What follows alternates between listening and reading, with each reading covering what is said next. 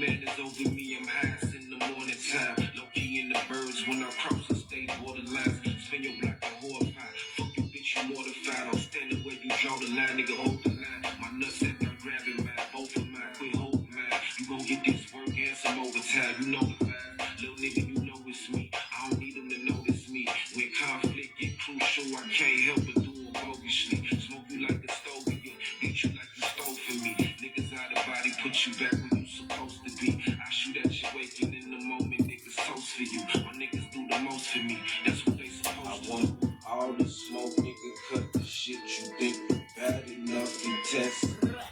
And you know how I'm coming, I ain't ducking nothing. You know when I pull up on your block, it's bustin'.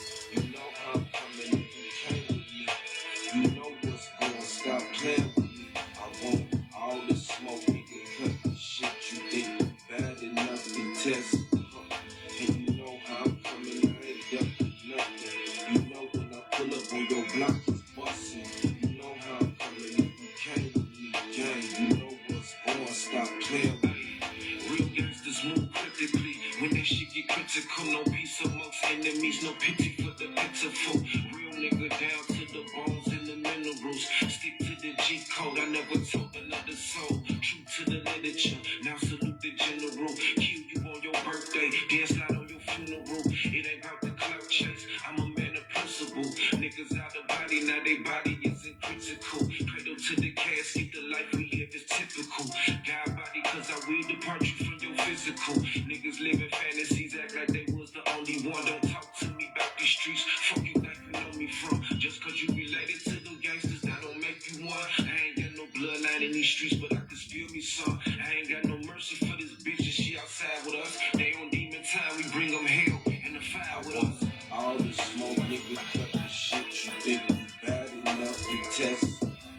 And you know how I'm coming, I ain't ducking nothing. You know when I pull up on your block, it's bustin'. You know how I'm coming and who came with me. You know what's going, stop playing with me. I want all the smoke, nigga, cut the shit you think you bad enough to test. And you know how I'm coming, I ain't ducking nothing. You know when I pull up on your block, it's bustin'. You know how I'm coming and who came with me. Gang, you know what's going, stop playing with me, man. Shalom, what's good, what's good? What's cracking, what's cracking? What's good, people? Shalom, what's good, what's good? I know y'all see the title, yes, we back at it. You know, covering this series that we call What Would Jesus Do, right? When we focus on the gospel and read through the gospel and read what Jesus actually taught, you know, and where we do the opposite of the Christian church, and we actually talk about the things that he actually taught. We just don't talk about the man, we speak about the things that he said, right? So, yeah, but before we get started, of course, giving all praises to the Most High God, and we do so in his only begotten Son's name, Yahweh Shai. Most High God, Yahweh, and his only begotten Son, Yahweh Shai, who the world knows as Jesus, right? So yeah, we had left off, right? Matthew chapter 23, right? You know, we reading this thing verse by verse, chapter by chapter, you know, through the book of Matthew, going through the Gospels and stuff, right? Looking at, you know, the life of this man we call Christ, right? Because it's important to understand what he taught, you know, because again, when we go to church, we never actually learn what he teach. You know, they preach about him, you know, they talk about Jesus walking on water and you know, healing the sick and all that stuff, but they never actually get into the meat and potatoes of what was coming out this man's mouth and what he was talking about and what the people understood, right? So, of course, let's get, hold on, turn this thing off real quick.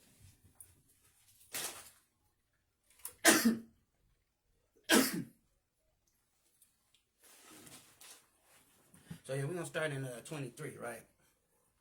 So Matthew 23. We probably read it in the GNT real quick. But let me see. 1 second.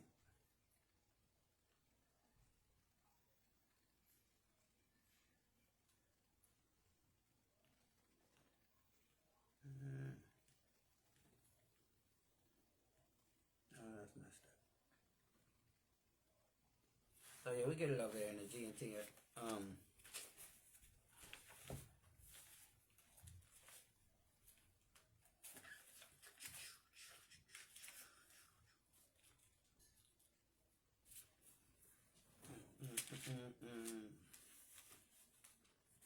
So yeah, Matthew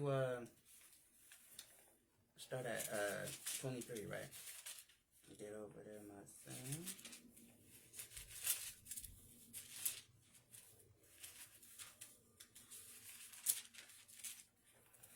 So yeah. So it reads, says, then Jesus spoke to the crowd and to his disciples. The teachers of the law and the Pharisees are authorized interpreters of Moses, of Moses' law. So, he's talking to the people, and he's telling them about the Pharisees and how they're authorized, to teach, the scriptures and the laws of Moses, right? So, and he says, you must obey and follow everything they tell you to do, right? So now, think about this. So now, and this goes against the typical teaching of the Christian church, because they would act like, we don't have to keep the laws of God. Nobody can keep the laws of God. But here, we see Jesus telling the disciples, again, to keep the laws. He's telling you that the Pharisees sit in a seat of Moses. And we know Moses gave the law to the people. And we know the Pharisees and other religious leaders, their job was to, administer the laws of God to the people. So Jesus is telling the people, you must obey and follow everything they tell you to do. So what was the Pharisees telling the people to do? That's telling them to keep the law. So here's Jesus telling the people, keep the law. Like the Pharisees is telling us to keep the law, do it. But then you have some people today that say, well, you're just a Pharisee. You're talking about the law and you want to keep the law, but you're a Pharisee. But Jesus right here, Matthew chapter 23, verse 1, is telling his disciples and the people that's listening to him, follow what the Pharisees tell you. And the Pharisees is telling you to keep the law, right? So it says, so you must obey and follow everything they tell you to do. Do not, however, imitate their actions, because they don't practice what they preach. So now here's the thing. So Jesus was telling them, yes, the Pharisees is telling you to keep the laws of God, keep the commandments, right? Do those things. Keep the commandments, like they're right for telling you that. But don't follow after their ways, because although they tell you to keep the commandments, they're not keeping them themselves, So don't, be a hypocrite, like them, but keep the commandments, right? So he's not telling us not to keep the commandments. He's just telling us not to be a hypocrite, right? Like the Pharisees are when they teaching people to do the stuff that they're not doing, right? So then it says, they tie unto people backloads that are heavy and hard to carry, yet they aren't willing even to lift a finger to help them carry those loads. So, you have people that's always trying to tell you, okay, you're wrong for that, that's wrong, don't do that, don't do this, don't do that. Oh, I don't like that, that's not good. Oh, well, that's bad, right? You got people that tell you these things, but they never tell you the antidote. They never tell you how to fix it, though, right? They just tell you, oh, well, that's bad. Like, oh, that's wrong. But, okay, so what's the right way? But they don't have no answers, right? So that's what he's talking about. He's talking about, it says, they tie unto people's backs loads that are heavy and hard to carry, yet they are willing. They aren't willing to lift a finger to help them to carry those loads. So it's like they're requiring people to do things that they themselves is not, you know, doing, doing, or they're not willing to help a person, get through. Because a lot of people, you have people that always want to talk about, what you're doing in your life and what you should be doing, but they don't do nothing to help you to do those things that they tell you that you should be doing. So it's the same thing. These Pharisees is like trying to tell these people what to do, but they're not giving them a clear, direct path on how to achieve those things, right? So, that's what he's saying. Hold on 1 second, Shalakia. 1 second.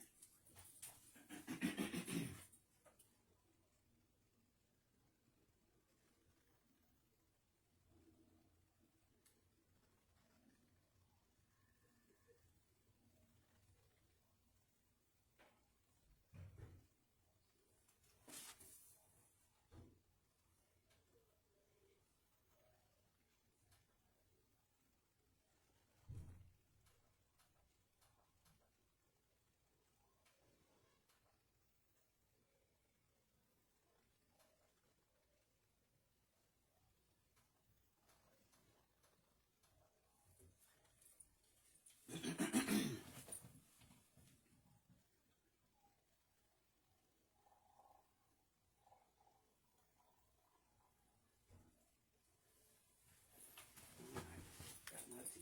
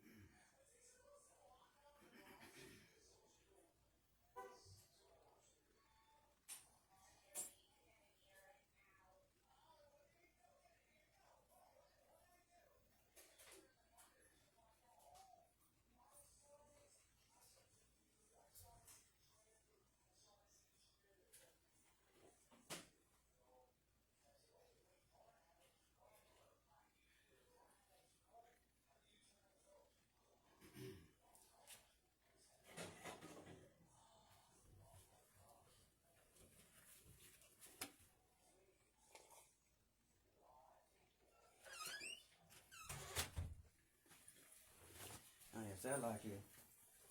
Had to grab my tea. Now we back. So, I'm going to read it again. I'm going to read it in the KJV. So it says, then Jesus, then spake Jesus to the multitude and to his disciples, saying, the scribes and the Pharisees sit in Moses' seat. All thereafter, whosoever they bid you, observe that and observe and do, but do not ye after their works, for they say and do not, right? Meaning they're hypocrites, like we was just reading. For they bind heavy burdens and grievous to be borne, and lay them on men's shoulders, but they themselves will not move them with one finger, right? So we just, read that, as far as how, we have people that always criticizing stuff that you're doing, but they won't help you fix the things that they keep criticizing about because they ain't got the answers, way, right? They just want to be an antagonizer. So, so then it says, hold on 1 second.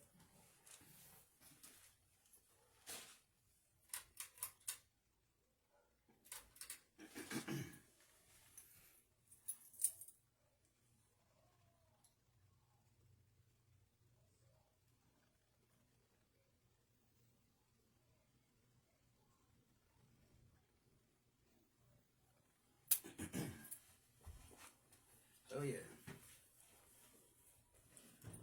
So it says, so back over in the KJV it says, but all their work they do to be seen of men, they make broad their uh, uh, paralyses, and enlargen the borders of their garments. Meaning, they want to be seen. You got people that go to church, and they just want to be, they want to have the appearance of looking holy. They want to, look like they want to, those people that get the little cross earrings on they, cross, earrings, or the little buttons and stuff with the little, cross or prayer hands or whatever, right? Not that there's anything wrong with it, but what I'm saying is just that people will just put on what we'll call religious accessories to try to look the part. You know what I'm saying? So, and that's what we're reading there. It says, but all their works they do is for to be seen of men. They make broad their paralyses and enlarge the borders of their garments. Meaning, they wear these big, extravagant, clothing to to church, right? To try to look all, like they holy, right?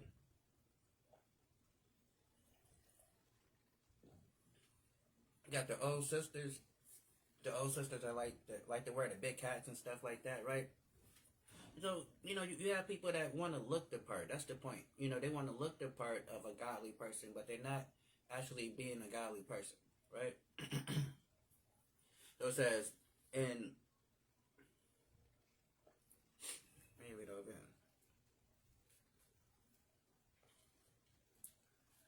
So let me read it back over here.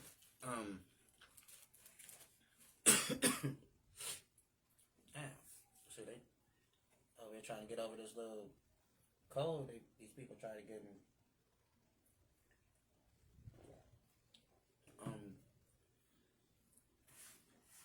Matter of fact, hold on. Before we get that, let's go over here.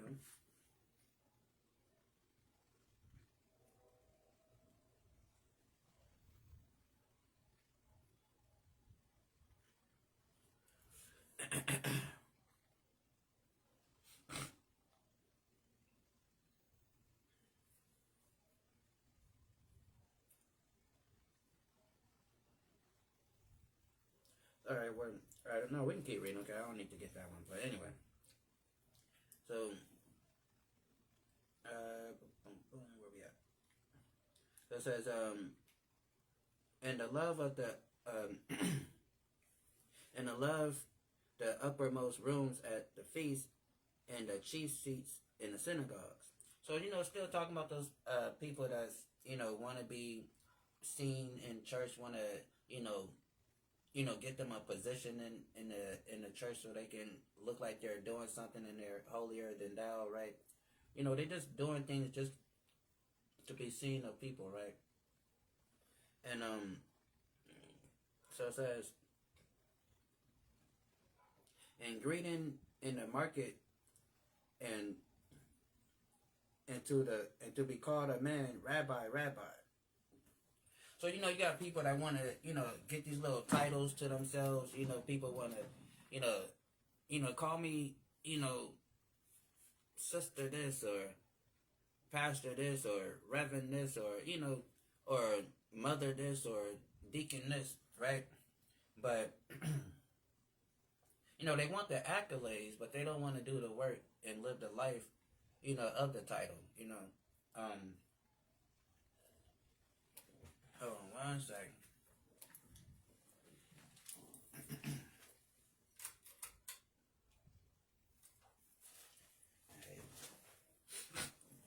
So yeah, so they want the title, but they don't want they don't want to do the things to to make them worthy of the title. So it says, in the love of the uppermost rooms at feast. So they want to go to the VIP spot. They want to be in a spot where they can be seen and everybody can look at them as somebody, right? And, because they want to put up that persona that they're, just this great special person, right? So Jesus is saying, don't be those people that's attention seeking. They want to, always be seen and, and all that stuff. So don't be one of those people that's, seeking attention and want to appear to be something that you're not, right? And it says, in greeting of the marketplace, and to be called a man rabbi, rabbi. But be not ye called rabbi, for one is your master, even Christ, and ye are brethren. And call no man father upon the earth, for no one is your father which is in heaven, right? So,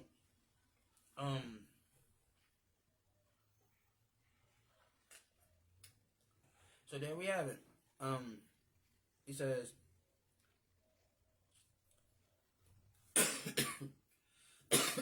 what is that? I'm turning all over. Ain't got a fan. So, let me read it again. It says, but be not ye called rabbi, for one is your master, even Christ, and all ye are brethren. So yeah, we're not supposed to be going around calling people master, because Christ is our master, our Lord, our King, right? And it says, and call no man your father upon the earth, for one is your father which is in heaven. So, in a Catholic religion, they call the priest father and all that stuff, right? We don't get into all that. There's only one Father, and that's the Most High God, right? And so it says, but he that is greatest among you shall be your servant. And whosoever shall exalt himself shall be abased. And he that shall humble himself shall be exalted. Right? And that's words to live by. Right? Hold on 1 second. Oh, this thing was all the way off. So that's words to live by. Right? For a simple fact that it says, if you're going to be a leader of people, you have to know how to lead. You know what I'm saying? Because a lot of times people get into leadership positions, and because it says, he that is greater is the greatest among you shall be your servant. So as a leader, you got to, also know how to follow. A good leader know how to follow also, right? And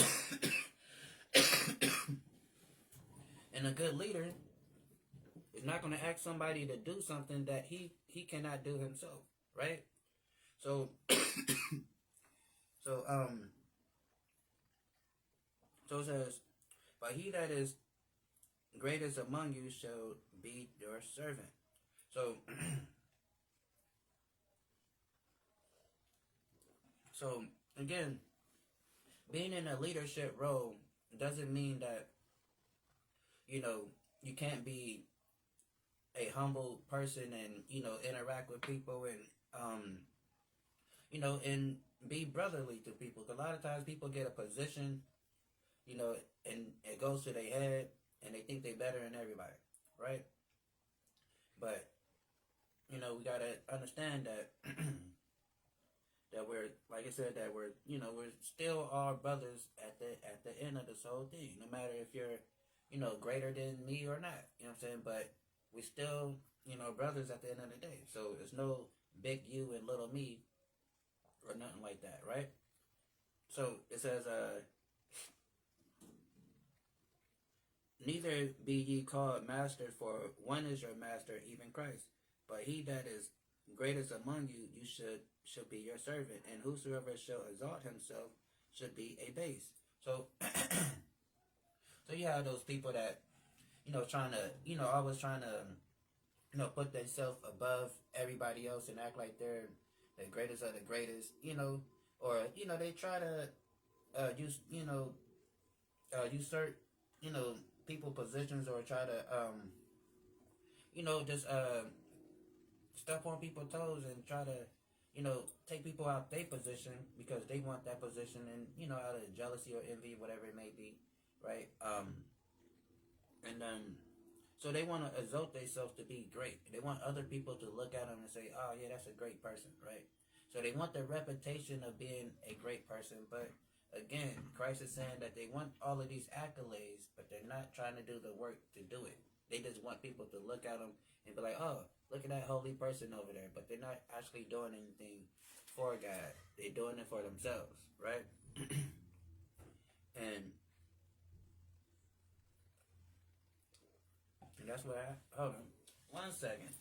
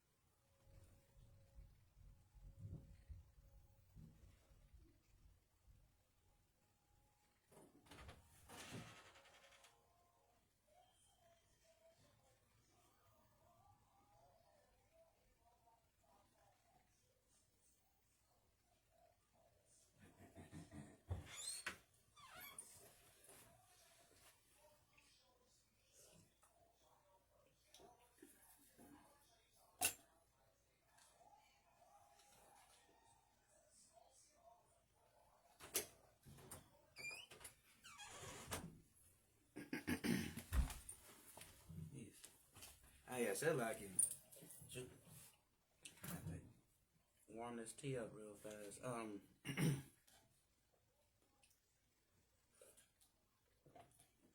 But yeah,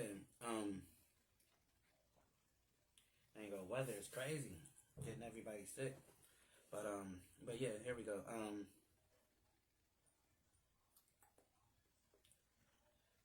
And it says, whosoever shall exalt himself shall be abased, and he that shall humble himself shall be exalted. So again, don't be all prideful when you come to certain, circles or events or whatever the case may be. Just be humble. Don't be trying to be the big boss and control everything. 'Cause a lot of times people, they get into certain positions and they just want to control everything, right? So don't be that type of person, especially if you don't know what the hell you're doing. And it says, and whosoever should exalt himself should be abased. Because if you're trying to lift yourself high, and we all know people, we all been at jobs where we work with someone that's trying to put, separate themselves and make like, they're the best employee ever, and they trying to, and that they don't be doing nothing, but they trying to convince the managers that they doing stuff, right? They probably snitching on everybody else, telling on people, trying to make themselves look like, a certain type of way, but they really not like that, right? So, that's what we're reading. So it says, so but then after a while, a person like that, they get found out, because it's only so long a person can pretend before, the jig is up, and now everybody see you for who you is. So it says, And whosoever shall exalt himself shall be abased. Meaning, after a while, you're gonna be exposed. So you want to try to puff yourself up like you this guy or that guy. After a while, you will be exposed. How they say the truth comes out, right? And it says, and he that humble himself shall be exalted. So when that happens, that person that you see is meek and quiet, they getting the job done, but they're not making noise about it. That's the one that usually, end up getting, the praise and attention because they're not making a big fuss about it. They just on the low doing what they got to do. And then that's the one that end up, prospering. Not the loudmouth person that, being all boisterous and all that stuff, right? That person usually have a downfall coming, right? So it's all about being humble and knowing, and knowing your place and not trying to, put yourself in spaces where you don't belong at, right? Because then you will be exposed when you get into those spaces that you're not supposed to be in, right? So that's, essentially what he's saying. And we see that all the time, within our community because there's always a competition amongst our people, right? So people get exposed. Then it says, woe unto you, scribes and Pharisees, hypocrites, for you shut up the kingdom of heaven against men, for ye neither go in yourselves, neither suffer them that are entering to go in. So you have these bad teachers out here that, they know the truth, but they're not teaching the truth because it's not applicable to their pockets. That's not putting money in the bank account, right? That's not filling up the church benches on Sunday, telling the truth, right? So it says, woe unto you, scribes and Pharisees, hypocrites, for ye shut up the kingdom of heaven against men, for ye neither go in yourselves, neither suffer them that are entering to go in. So every Sunday we have eager-minded people, eager-ear people, consider, I would like to think, sincere-hearted people that shows up to these churches on Sundays looking for the truth, but they don't get it. They get a good, feel-good message about nothing. Then they go in their pockets and give them a whole bunch of money. Then they leave church and can't remember nothing that they just learned, right? All they know that it felt good for a couple hours. That sounds like something else if you ask me, right? So that's what's going on there. So it says, woe unto you, scribes and Pharisees, you hypocrites, for ye compass the sea. Hold on, let me read it. Okay, go back to 14, my bad. 13. Woe unto you, scribes and Pharisees, hypocrites, for ye shut up the kingdom of heaven against men, for ye neither go in yourselves, neither suffer ye them that are entering to go in. So, again, people always, people go to church to learn, right? That's why they're there. But we go to these churches and we don't learn a damn thing. That's why you can ask biblical questions to people and they won't know the answer. Like, they be like, huh? What you talking about? I was talking to a person, right? The other day. Matter of fact, the other day. And what did I ask? I asked, I think I asked about, what's it? Moses, I believe. Yeah, asked about Moses, right? So, and I forgot exactly. But, but we are we should be somewhat familiar about the Exodus story, right? And I'm just trying to remember exact details, but I don't want to lie. But basically, I asked, I'm like, yeah, you remember, about Moses, such and such, such and such. And they like, what? Moses, what? What happened? When? What? And I'm looking like, huh? like, like, how could you, claim to go to church and be this so religious into God, but you don't know the simplest Bible stories, right? Some of the basic Bible stories about the book, so that's just troubling. I didn't say anything at the time, but I just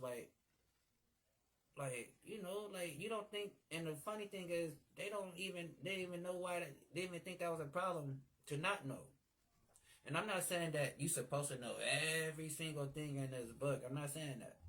But what I'm saying is, at least, as long as we supposedly been, in this religious thing, at least know the basics about Moses and the Israelites leaving out of Egypt and all that stuff. I mean, that's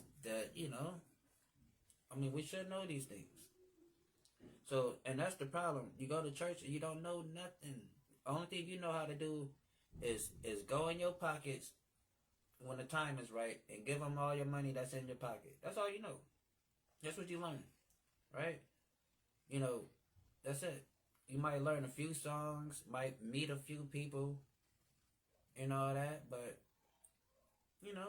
that's what you get out of there. It's a social club. That's what church is. Church is a social club.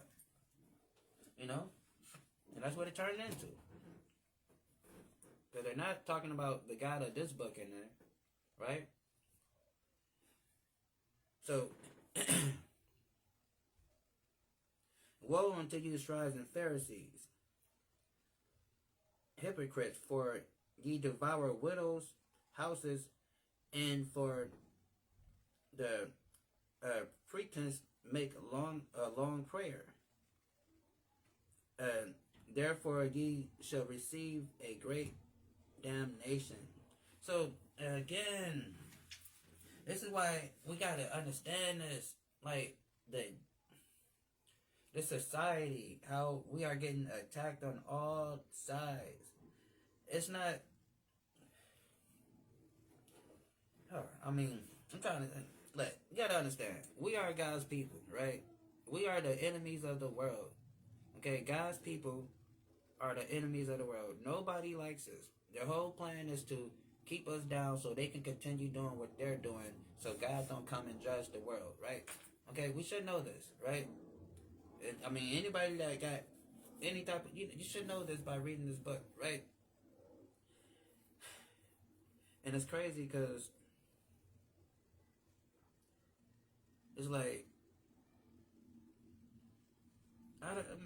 it's just crazy because it's like, how could Christianity is a hell of a drug? That's all I can say. Because it's like, things is very clear, and it's like, you have to be under a spell to not understand these things.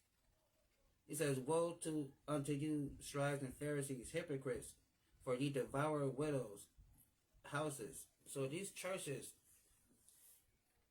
and along with the government, because like I said, they're attacking us on all fronts. It's not just religion. I know we're talking about religion right now or whatever, but it's on all fronts. They know that a single parent, a single mother, she has no protection for the simple fact that she's a single mother, that the father's not around, so it's not a, they say two heads is better than one, right? So when they come to the single woman with these different doctrines and stuff, and and propaganda that they be pushing, she has nobody to bounce these ideas off of to say, hey, I heard this. Then somebody be like, that's not right. Baby, we should do this. We should do that, right? And they know that she has nobody there to, actually give her sound advice. So they take advantage of that. They prey on those things, right? And they prey on the emotions of the single parent, right? And, so that's why, the church would never tell you to work it out with your man. Like, if you're going through some troubles with your husband, and it was never say, oh, well, work it out. Work it out. They got that song. Work it out. Work it out. They'll never sing that song. If if you got problems with your man, they'll tell you, well, put that nigga out. Can two walk together if they're not in agreement? Put them out, right? That's what they tell you. They never tell you to work it out because they want you single. Because if you're single, they can continue to rob you without somebody saying, hey, baby, let's not give the church all our money this week. Just do this, right? So you have nobody to tell you, hey, baby, just be smart. Just stop, paying for Pastor Mercedes and just go buy our own, right? So you don't have nobody to tell you that. And so that's why it says here, it says, woe unto you, scribes and Pharisees, you hypocrites, for ye devour the widows' houses. So, they would prey on the single parent mother, the woman that's alone, her husband is probably not around, he's dead, or, maybe the husband left and she's just a single parent. So they would prey on those things. Right? That's why it's a lot of women sitting in these Christian churches to this day on Sunday. Go to your nearest church in your neighborhood and do a census. Right? Do a head count of the ratio between women to men in that church. And ask yourself, is it more women sitting up in here? Or is it more men sitting in here? And the answer right? So what is that?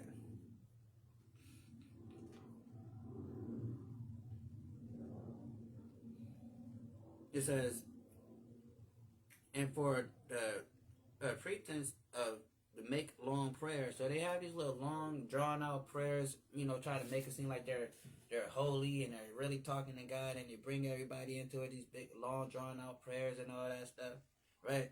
It says, and for the pretense make long prayer, therefore ye shall receive a great damnation. So you just, over here manipulating these people, right? Manipulating these single women, right? Because you know that they're single, and a lot of them be looking for a guidance or a head, a leader, and some of them don't trust the men in the dating world. So then they say, well, this is a man of God. This is pastor, right? I could trust pastor because he's a man of God. So I would take his advice versus getting into a relationship with a man that's probably might not be a godly man. So I would rather be single and take pastor advice, right?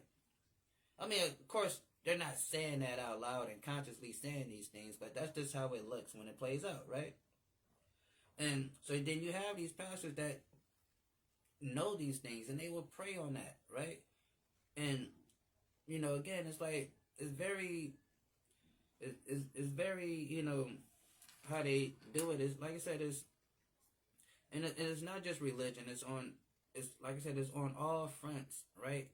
When they attack our people, they just don't attack it on one side. They go every direction you can go, like entertainment, media, whatever. They push the same message but in a different way, right? Because I remember when I was in high school or something like that, and on my way coming out of high school, they was pushing the whole for women. They was pushing the the career woman thing, right? Be a career woman, go to college, do all this stuff, get your career going, all that stuff, right? So, and women did that, right? Now, the women that got sucker into that philosophy, they're like 45, 50 years old now. They got their career, they getting their six figures, right? They doing that, but they're single and lonely, right? So they followed, they became the career woman that America told you to be, right? But then, they got the six figures, they got that nice little corner office, right? They got all that cool stuff, but then they go home to a dog, right? And they watch old movies on TV, right? And they don't like that, right? So, but it's all because we've been conditioned to do these things. We've been conditioned to do things that's, counterproductive to our life. to our existence, to our nature, right? And they did a very good job to trick us into going against our nature. So then, so it says, "Woe to you, scribes and Pharisees, you hypocrites, who devour widows' houses for the pretense to make long prayer. Therefore, ye shall receive a great damnation." So God is going to punish you for manipulating our women the way y'all do. How, y'all try to, put these different, things into play, or, and convince people like, hey, you don't need that nigga, right? And so you got a whole lot of single women in church right now, masculine single women in church, should I add, right? And because this agenda that they've been pushing for like over 20, 30s, probably longer than that, about good 40 years, right? And it's so crazy that we don't see the agenda that they be pushing until it's too late. Like we look back at the 60s and look at the whole welfare thing and all that stuff. A lot of people talk about, now we look back and say, oh yeah, it was an agenda that they pushed to get the black man out the house and all that stuff and blah blah blah, break up the families, right? So why we can't see, we see that, but now we know the play. So why we can't, they haven't stopped trying to destroy us as a people. They will never ever stop. So we can't think that they're not still doing the same things that they always been doing, destroying us, right? Through religion, entertainment, media, movies, whatever, right? That's the game plan. Woe to you, scribes and Pharisees, hypocrites, for ye compass sea and land to make one proselyte, and when he's made, ye make him twofold more the child of hell than yourselves. So it's like, okay, then you convert these people, right? You get them to go into church. How many of us know some of the most evilest people is sitting up in them churches right now? How many people know that? I know a few people that are very evil that go to church, right? I was looking at it was a picture, I think, and of, like a little old grandma. It's supposed to be in church, right? Just looking stone-faced, just evil, right? Church put a spirit on people, right? I'm going to keep it real. I ain't going to sugarcoat it, right? I know a lot of evil spirits, that get on people when they leave out them buildings, right? You go to the church, right? You sit there for however long you sit there for. You're singing, you're dancing, you're clapping, then you leave, and you go back to being the demon and the hellish person you've been 6 days before, right? So, I've seen it.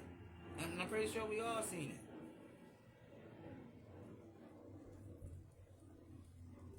Some of the wickedest people is sitting up in those churches, right?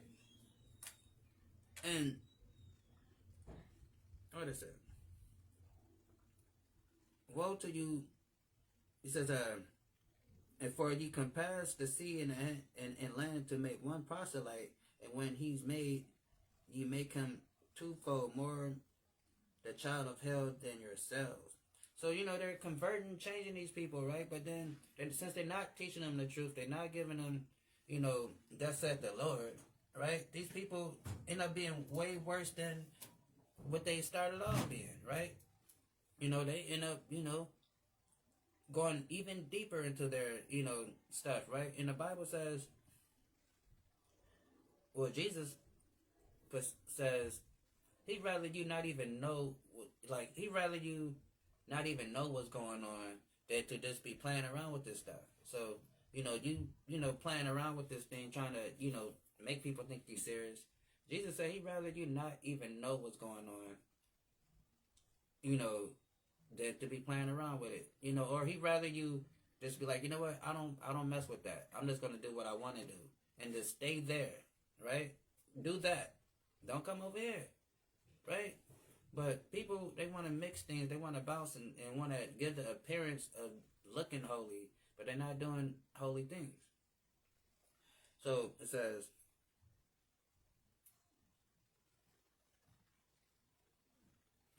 woe unto you, ye blind guides, which say, whosoever shall swear by the temple, it is nothing. But whosoever swear by the gold of the temple, he's a debtor.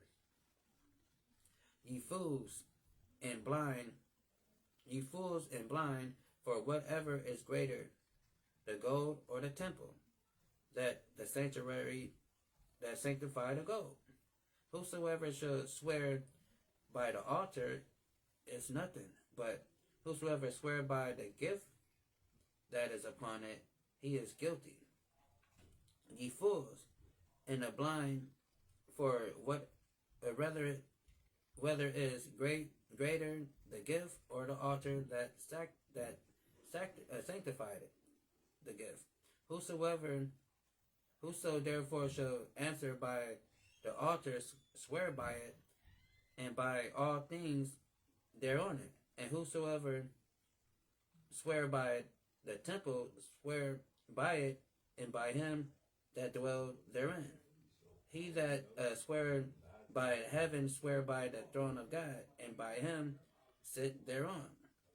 Right? So it's like, basically, people be swearing on stuff, don't know what they're talking about. That says, woe unto you, scribes and Pharisees, hypocrites, for you pay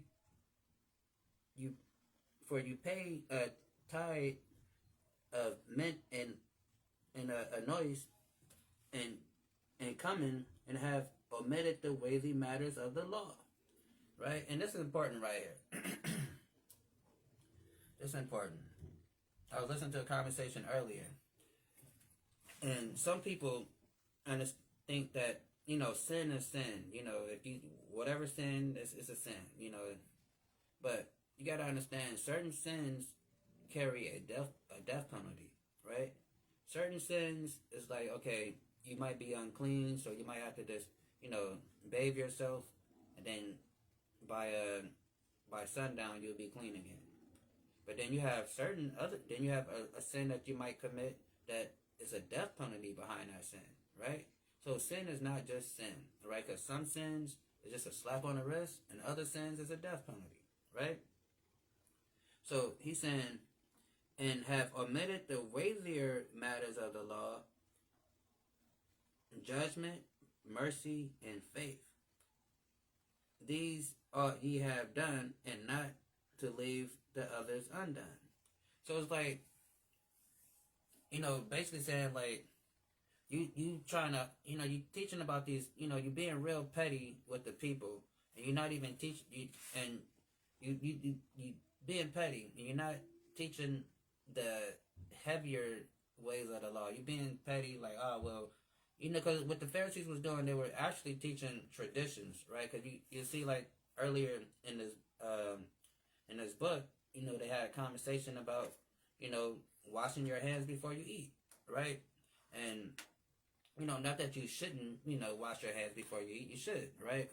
But, that was more like, but they was making that a commandment that you have to wash, like thus said the Lord, wash your hands before you eat, right? But Jesus had to let them know, like, look, you putting traditions on this thing, right? Yes, it's cool to wash your hands, but it's not thus said the Lord to wash your hands before you eat, right? So that's what they was doing. So he's saying you have omitted the weightier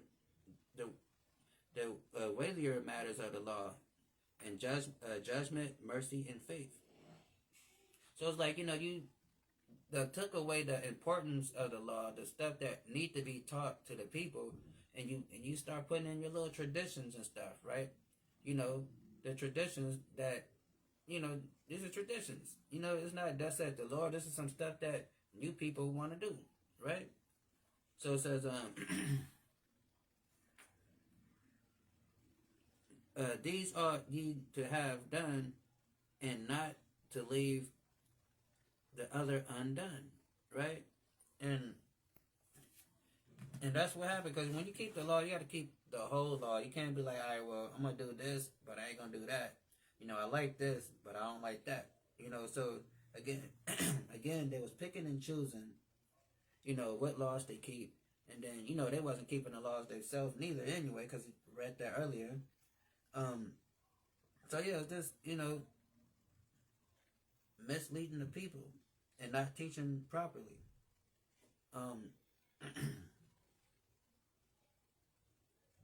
It's Romans 2 and 13. So Romans 2 and 13 says, for not the hearers of the law are just before God, but the doers of the law shall be justified. So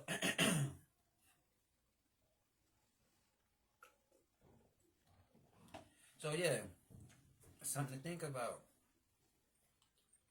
It says, not the hearers of the law, says, for not the hearers of the law are just before God, but the doers of the law shall be justified. So again, so Christ is saying, don't be a hypocrite, because again, he's speaking on how these Pharisees is telling the people to do stuff that they're not doing, right? And then,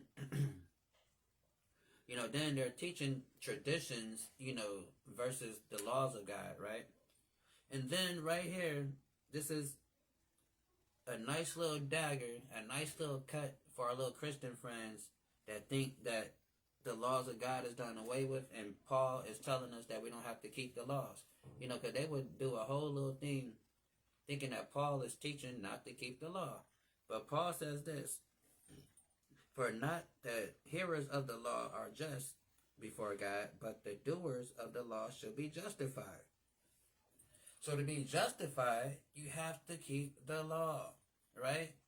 So, and Jesus is telling the Pharisees, keep the law. Quit telling the people, stuff that you're not doing. You need to be doing this stuff too. Don't be a hypocrite, right? So,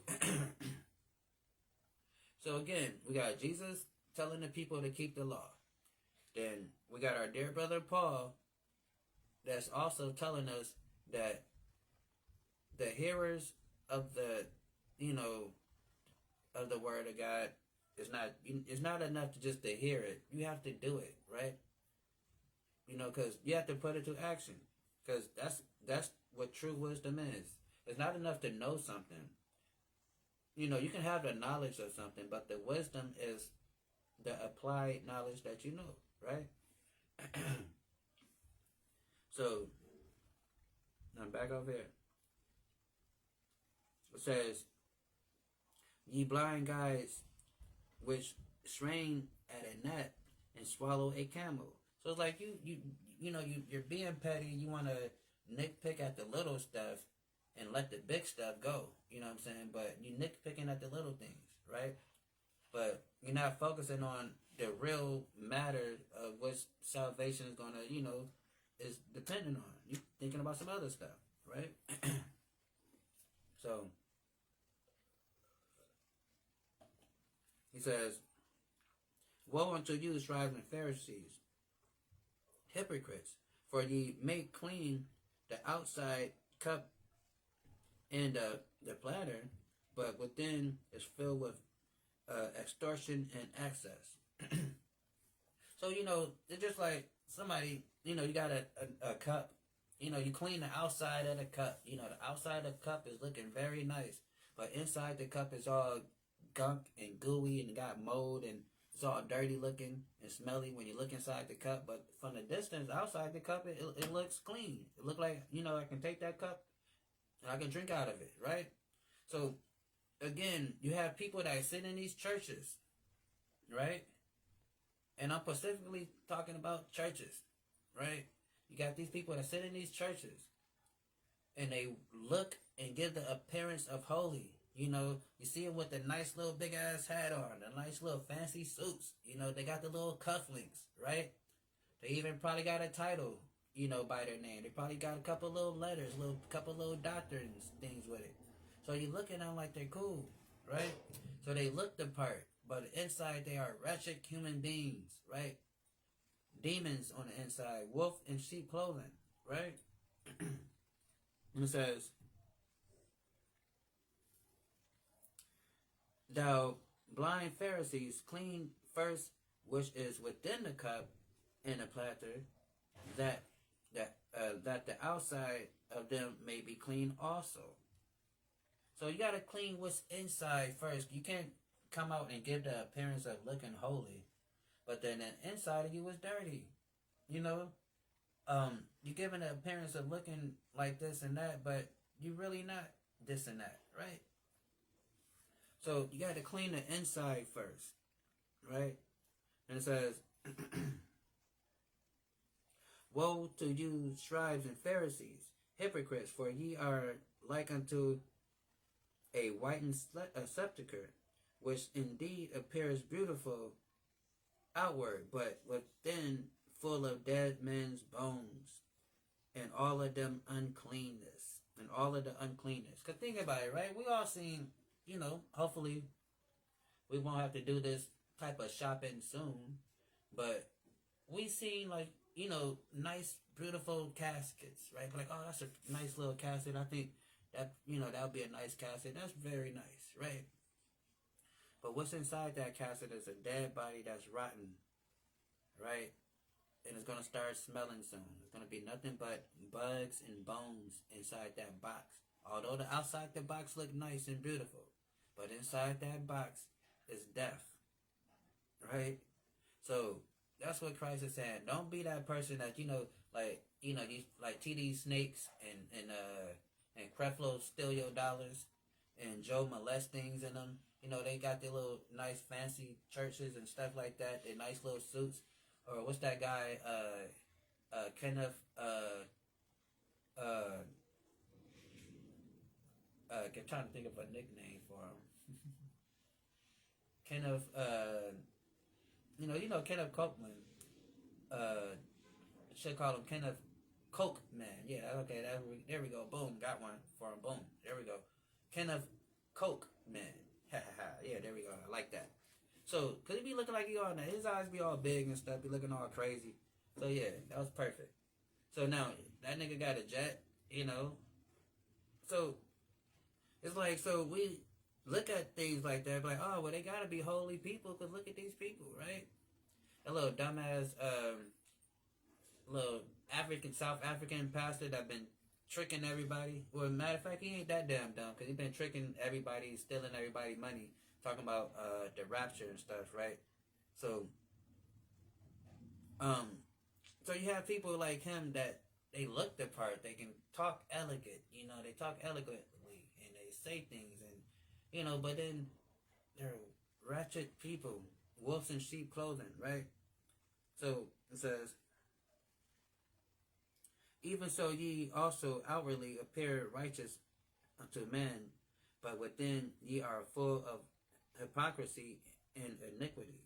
Woe unto you, scribes and Pharisees, hypocrites, because ye build the tomb of the prophets and garnish the sepulchres of the righteous, and say, if we had been in the days of our fathers, we would not have been partakers of them in the blood of the prophets. Therefore ye be witness unto yourselves, that ye are the children of them which killed the prophets." So, like, look, you people are the ones that killed our prophets, because you try to act like you just holy people and all this stuff, but no, we see right through. You the same type of people, back then that was killing our prophets, and y'all the same way now, right? The Christian church, if Jesus was walking around today, they would not accept Jesus, right? They'd be like, not my Jesus. That's what they'd say, not my Jesus, right? Because the Jesus of this Bible, the Yahweh Shai of this Bible, is not the Jesus of Christianity, right? Totally different. And they won't accept that, right? It says,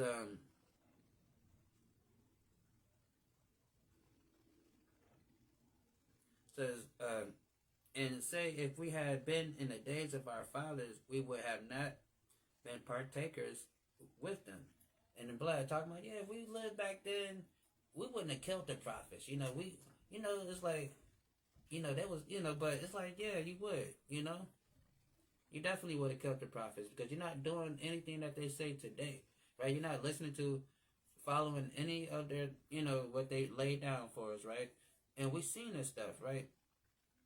Even when we left out of Egypt, we saw the miracles and the stuff that God did for us, but you still had them group of people that was murmuring against God, like Egypt and everything else was better.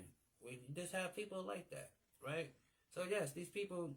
That's why I said if Jesus lived today, Jesus would be an unarmed black man that was unalive, right? Because that's how these people get down. And it says,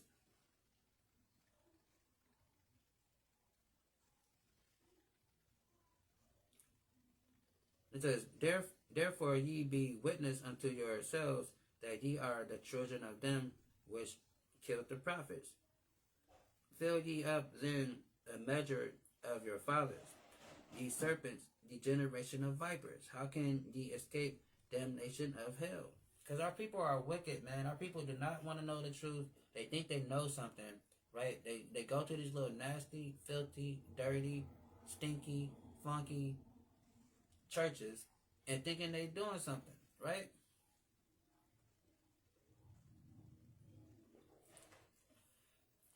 They sit up in these buildings thinking they learning something, not learning a damn thing, right? And it's like, what it say? It says, fill ye up the measure of your fathers, ye serpents, ye generations of vipers. How can ye escape the damnation of hell? So, like I said, our people, they're not teaching us anything in these churches. So that's why we end up, living the way that we live. That's why what I said earlier, it's a lot of so-called believers, churchgoers, Christians that is evil as hell, right? And they still go to church every Sunday, but evil as hell. Probably go to church 6 days a week. It's still evil, right?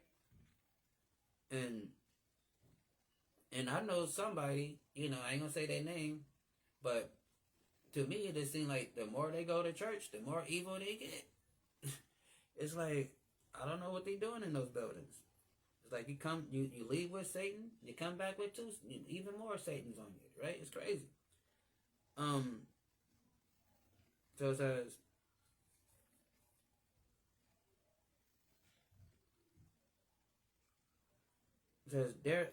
wherefore behold, I send unto you prophets and wise men and scribes, and some of them ye killed and crucified, and some of them shall ye scourge in your synagogues, and persecute them from city to city, that upon you may come all righteous blood shed upon earth, from the blood of the righteous Abel unto the blood of Zacharias, son of Bacharias, whom ye slew between the temple and the altar. Right? So, Christ is calling these people out for their hypocrisy and, acting like they down for the cause, but, they just waiting for opportunity to, to unalive one of their own brothers, because they don't want to lose their position, right? And they're not trying to teach the people the truth, because, it's not probable for them to teach the truth, right? It says, boom, boom, boom.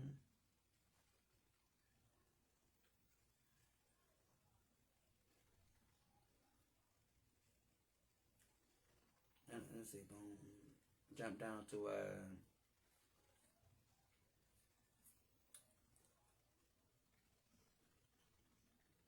so hold on, let me read it again. It says, no, I'm going to read it again. Start at 34. Therefore, behold, I send you unto the prophets and the wise men and scribes, and some of them shall kill and crucify, some of them shall scourge ye in the synagogues, and persecute them in the city to city. And we know that what happened to the disciples. The disciples went on their mission. They all died a horrible death, except for John the Revelator. He ended up dying of old age, although he died in prison. But at least he got the chance to live his life out. So yeah, they got persecuted. Then it says, um, verse 37, O Jerusalem, how thou killed the prophets and stoned them which are sent unto thee. How often would I have gathered the children together, even as a hen gathered her chickens under her wing, and ye would not. So, Christ is like, look, the Father has sent these prophets out here to gather the people together, and y'all killed all the prophets that they sent, right? But our people was wicked as hell, right? But our people hate the truth, right? The Bible calls us we are very hard-headed people. And to this point now, people don't want to hear the truth, right? You know what I'm saying? They will kill you. I posted a video on Facebook the other day or yesterday of a brother teaching on the streets, and a white guy, he's reading the Bible, and a white guy comes up to him as he's reading the Bible and pull a gun out on him, because he's reading the Bible. So they get into a fight. Of course, the brother being an Israelite, you know what I'm saying? He, ended up taking the gun from the guy and kind of, gave him a nice little reason to not ever walk up on somebody like that again, right? So, stuff like that, people would kill you, right? And lucky, for him, all praises that he was able, the Lord was with him and he escaped out of that situation. Was able to, defend himself and, get that guy up out of his face that had the gun, right? So people would kill you over this, right? And,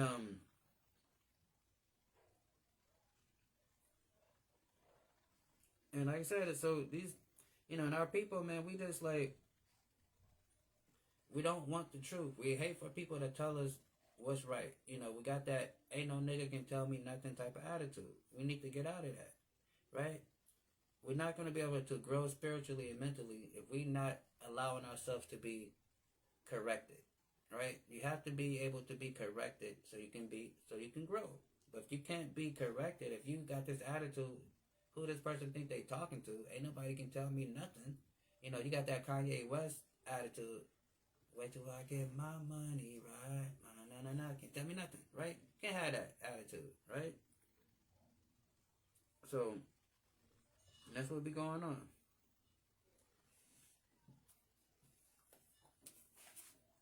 I love it.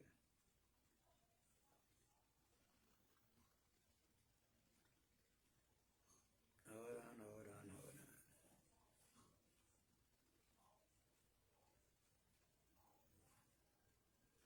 Where this come from? So, hold on.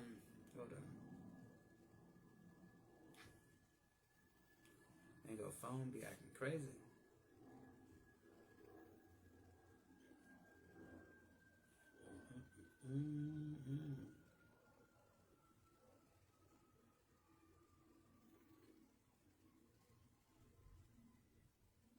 See, hold on.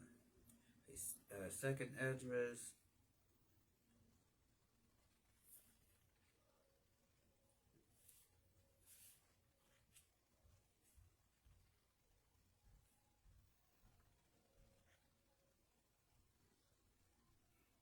Alright, yeah, it's a second address. A 1 and 3, right? So it says, the son of Aaron of the tribe of Levi, which was captive in the land of the Medes, and reigned in the reign of Alexerxes, the king of the Persians. And the word of the Lord came unto me, saying, Go thy way, and show my people their sinful deeds, and their children their wickedness, which they have done against me, that they may tell their children's children.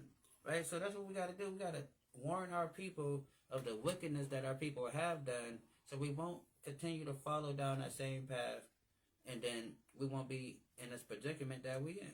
But these churches is not warning our people about stuff. They just tell you a good feel-good message that God loves you and He want to save everybody and give me some money, right? But not actually speaking the truth, right? So, and we gotta understand this thing. So back over here it says, Behold, your house is left unto Yep. Until you desolate. For I say unto you, ye shall not see me henceforth until ye ye say, blessed is he that come in the name of Yahweh. Right? So yeah, that's chapter 23. Christ is telling us not to be a hypocrite, you know, keep the laws, right? And teach other people to keep the law. And don't, be a bad influence on these people like a lot of these people, these our leaders are, right? So chapter 24.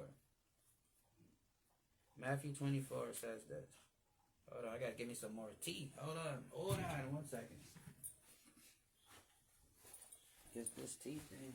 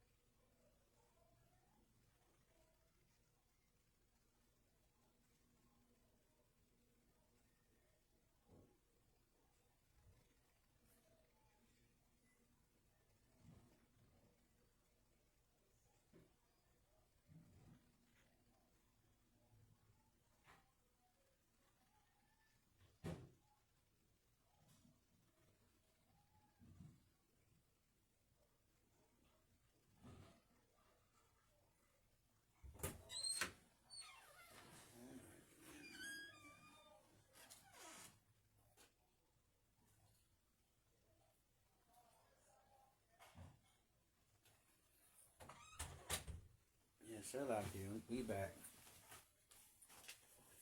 Yeah, though.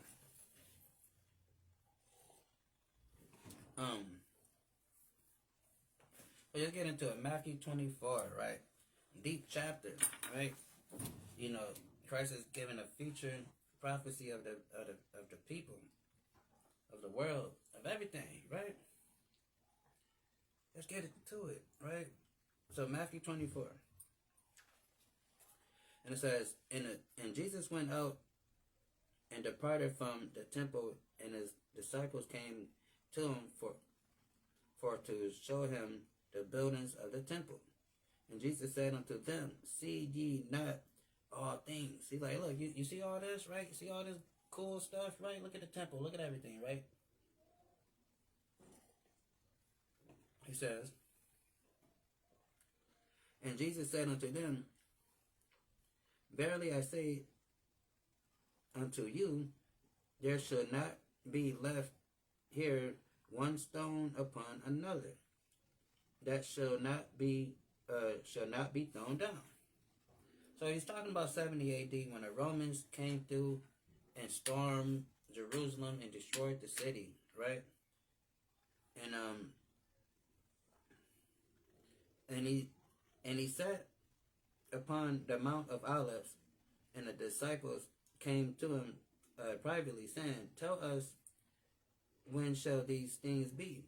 And what shall be the sign of thy coming, and of the end of the world?" So now we're getting into it. So the disciples like, okay, we get it. You're going to be crucified. You're coming back. So what's the sign of, what are the signs that we need to be looking for? Right? And this is an important question. This is the stuff that we all should be looking for. Right? We all need to know these things. Right? Instead of, just going through our everyday life like everything is cool. We got to understand these things. And Jesus answered and said unto them, "Take heed that no man deceive you. For many shall come in my name, saying, I am Christ, and shall deceive many." Like that South African pastor we was talking about that tricked people and, and probably stole a whole bunch of people money thinking that a rapture is going to happen, right? People are dumb, okay? Christianity is dumb. And only way you can believe some stupid stuff like that if you never, ever, ever read the Bible. Or at least you have very little comprehension skills, right? That's the only way somebody can get away with telling somebody that, right? Then it says,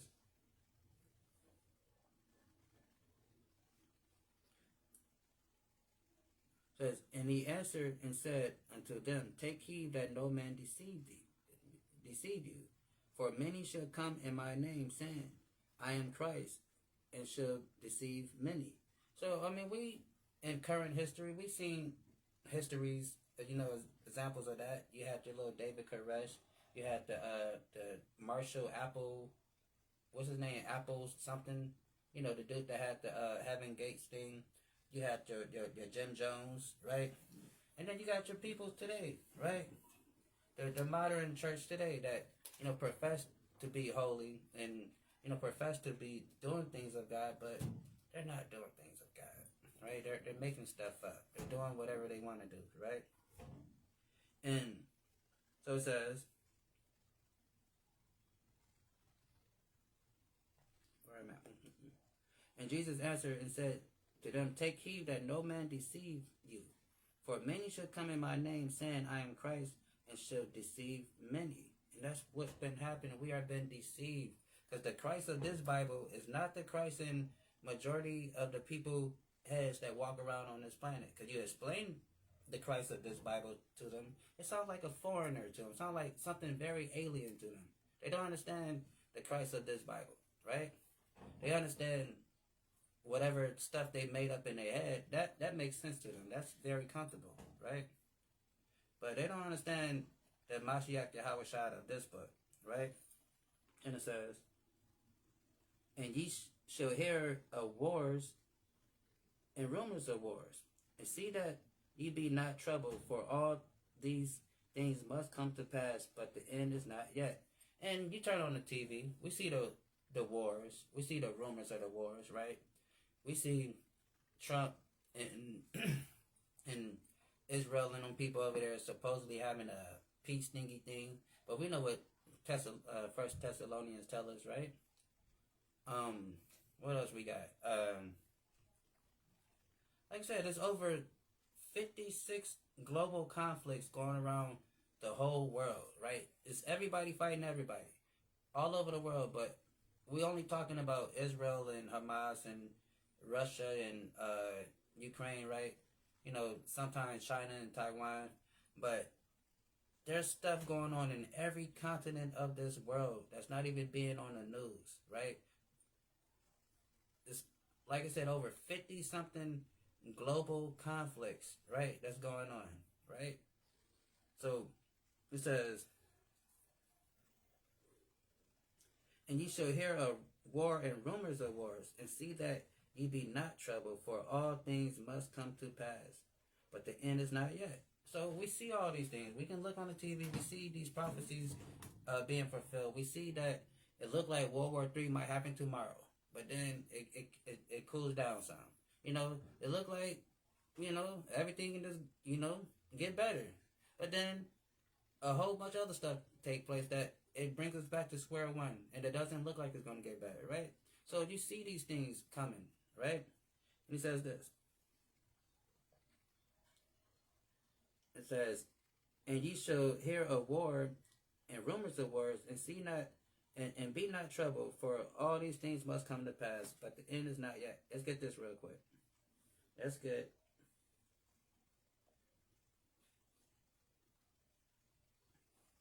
Let's get Revelation 11 and 14 real quick.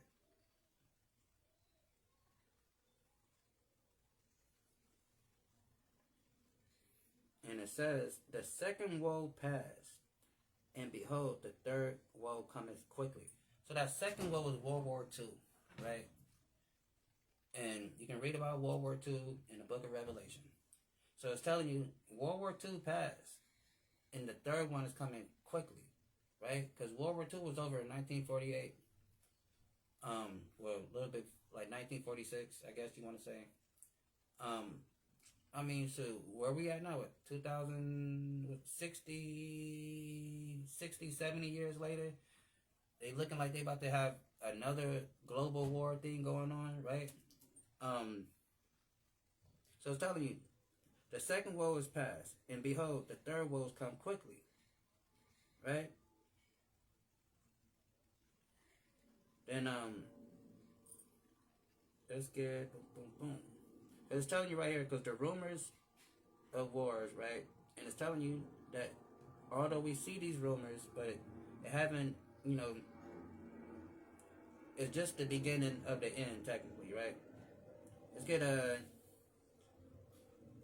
read this verse. It says, for nation shall rise against nation, and kingdom against kingdom, and there shall be famine and pestilence in the earth, and earthquakes in diverse places. And we see that too. Like, I was looking at something. There was some earthquakes going on in the South Pacific and stuff, right?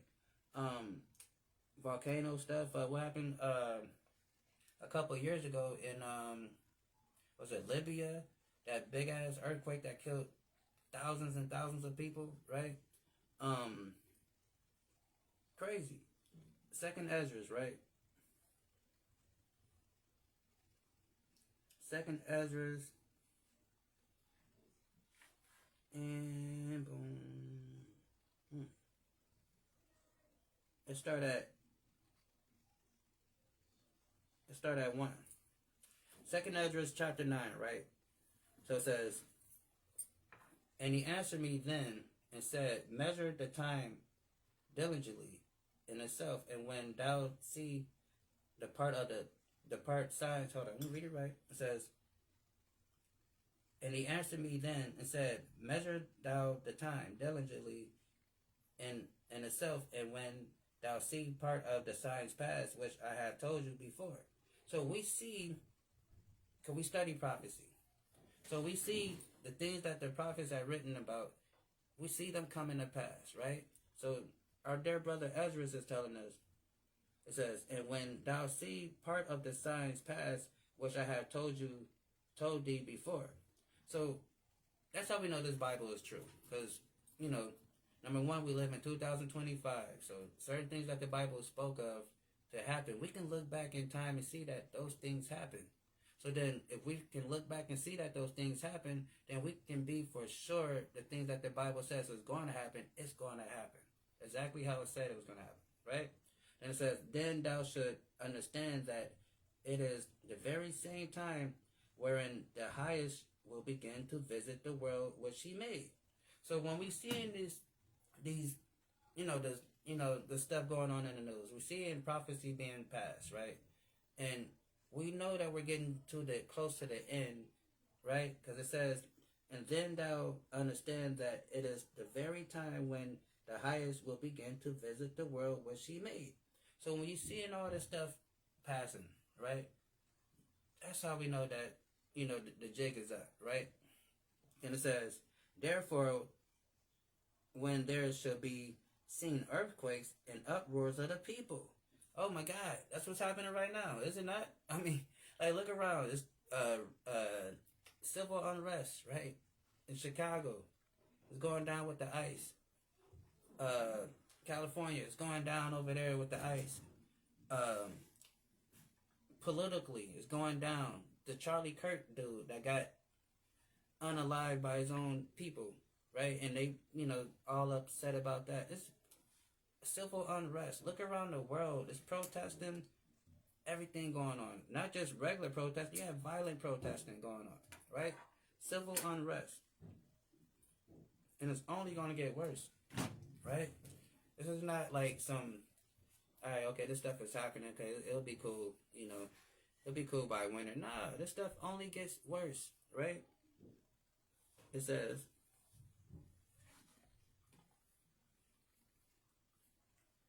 then shalt thou understand and then thou shalt understand that it is the very time wherein the highest will begin to visit the world which he made. Therefore, when there shall be seen earthquakes and uproars of the people in the world, which we see, civil unrest, then thou wilt understand that the Most High spake of those things from the days that were before thee, even from the beginning. So this is why we got to tell the people. This is how we prove to the world that God is real, right? Because God said things was going to happen. So we tell the people, hey, God said this is going to happen. Then, boom, it happened. And people say, you know what? That person told me that God said that, and it happened. So yeah, God is real, right? So it says, then thou will understand that the Most High spake of these things from the days that were before thee. So if we can read this book and know that God said this is going to happen, okay, and this is going to happen. So then when we see these things happen, we have no other choice but to give credit to the Most High God and be like, yeah, he did that. He said it was going to happen, and it happened exactly the way he said it. So as we see these signs and stuff going, coming to pass in these last days, we're going to be able to point a finger and say, as our dear brother, well, let me rephrase, take that part out, not our dear brother, but DJ Khaled would say, God did, right? So we're going to be able to look and say, God did. Because we know these prophecies, right? Then it says,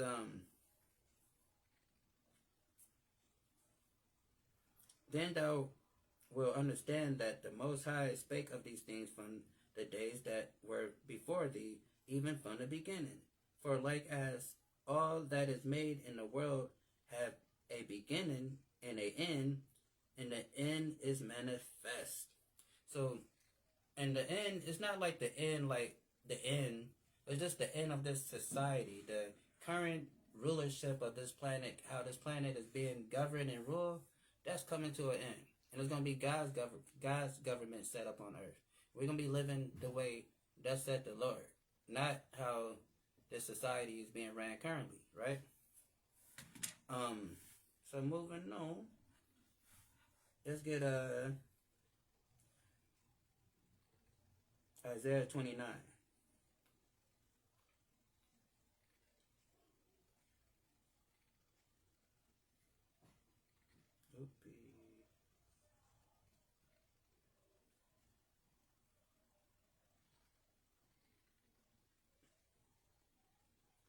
Isaiah 29 and 6, right? It says this. Thou shalt be visited of the Lord of hosts with thunder and with earthquakes and with great noise and with storm and tempest and flame of devouring fire. What's that? That's called war, right? That's what that's called. It's called thou shalt be visited of Yahweh of hosts with thunder, earthquakes, and noise. So that thunder, of course, that's natural disasters that we call the earthquakes. That stuff happens, right? But then it says great noise. That great noise is those bombs going off, those ICBM intercontinental missiles that Russia and China got, right? And it says the flame of devouring fire. That's that nuclear fire that comes from those ICBMs. Once they detonate, go kabooey, and it blows up everything. And that's that devouring fire, right? It's talking about those ICBMs, right? And it says, all right, boom, then, let's get,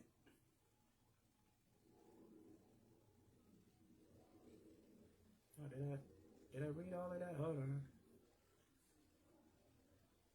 Make sure I read everything.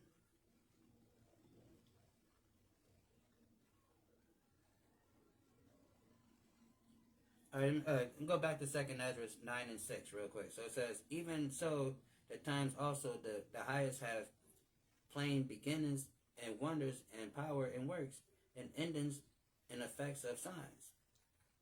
And everyone that shall be saved and shall be able to escape his works, and by faith whereby ye shall have believed. So that's what's going to get us out of this, our faith, right? Because, like I said, if you know anything about nuclear bombs, I mean, it's just really, unless you're a dango cockroach, there ain't nothing you can do to escape that thing, right? So our only hope is the Most High God, right? So it says, even so the time also the highest have plain beginnings and wonders and power of works. Because when God created this whole big, great everything, it was beautiful. And it had plain beginnings. It was innocent, right? Then it says, in the endings in effects and signs. So then he gave us signs and he sent his prophets to tell us how this ending was going to come about, right? And, of course, our people don't listen to the prophets, right? We like, all right, whatever, whatever. We don't pay attention. So it says, even so, the times also the highest have plain beginnings and wonders and power and works and the endings and effects and signs. And every one that shall be saved and shall be able to escape by his works and by faith whereby ye have believed, right? So, like I said, let's get this real quick. Just hold on. Go to Isaiah. Yeah, Isaiah. Because we got to understand that part. Isaiah 14.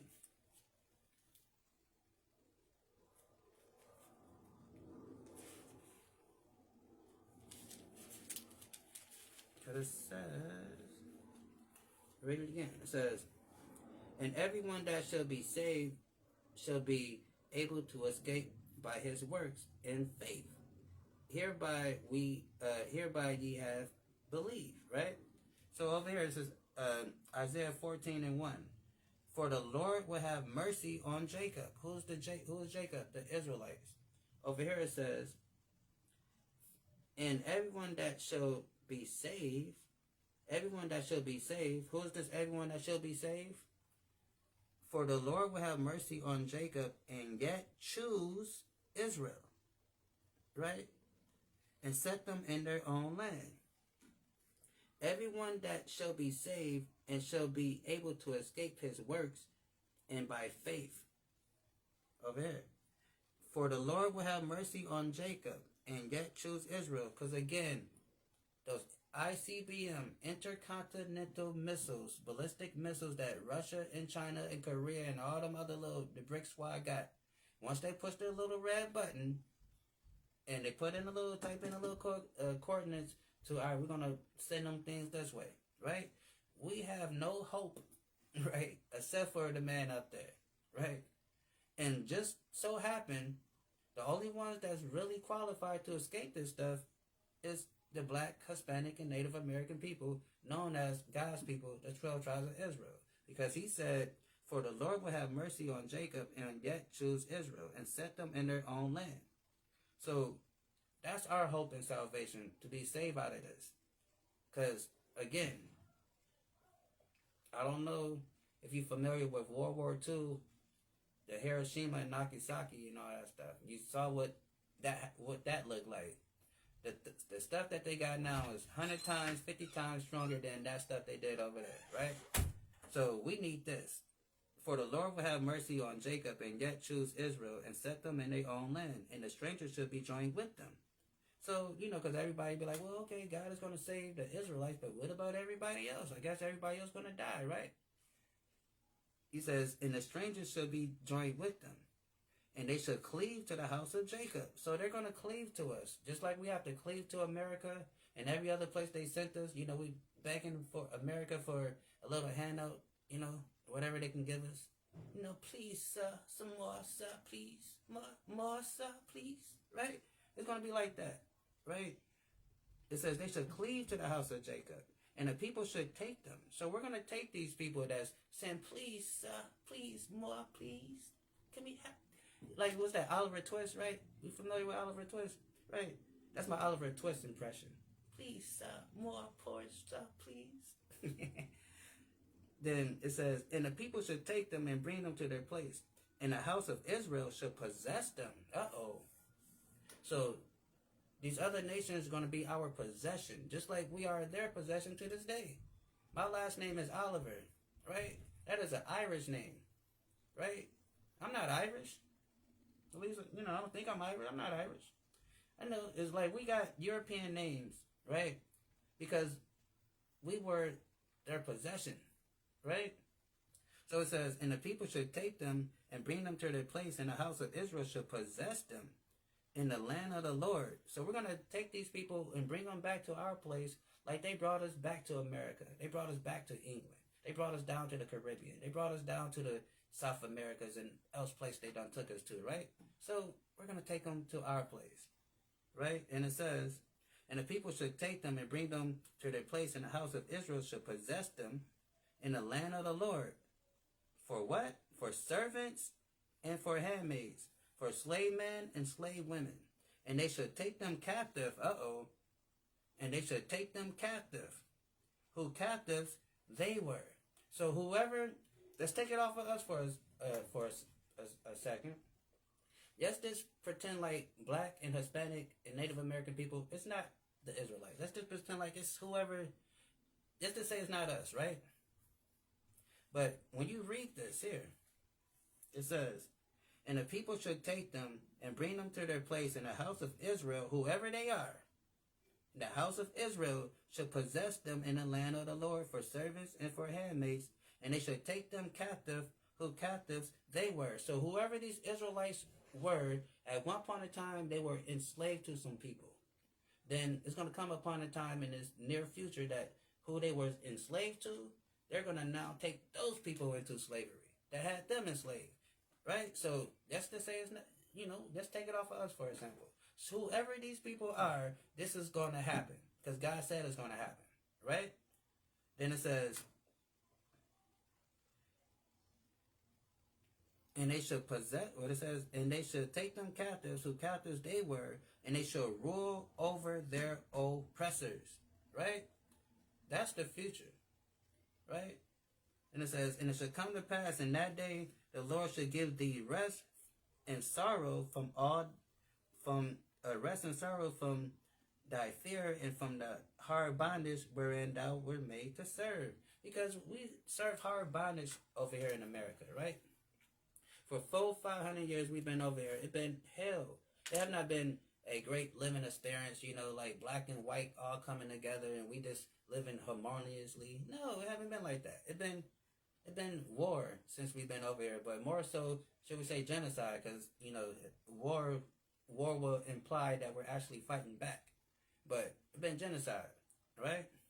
So we need this Most High, this Christ to send His Son, because it says, for the Lord will have mercy on us, right? Now let's get back over here. I was about to start going into something else.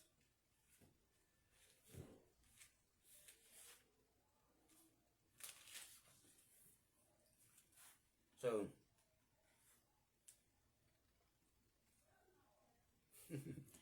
yeah, back to this future stuff, right? So says for the nation will rise against nation and kingdom against kingdom. This is Matthew 24, verse 7. And there shall be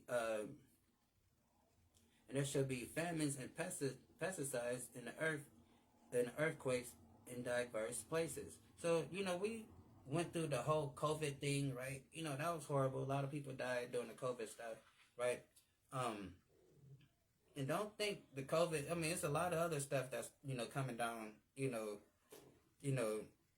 come down the way. There's a lot of, the Bible says there's so many diseases that's not even written in this book, that God got planned for this place, right? So the COVID thing was something, right? And, it's other stuff. What did they say that? The monkeypox and all that stuff. Then even talks about, measles and measles making a comeback. I even heard somebody had it's a story. Somebody, I think it was in California, they done contracted the damn plague, right? The bubonic plague that haven't been around since the 1500s. Keep their ass over there wherever they at, right? We don't want that. So, this crazy, right? So let's get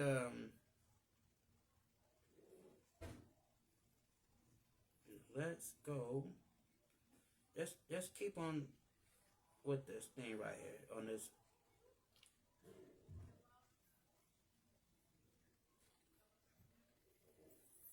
We go to Second Esdras again, and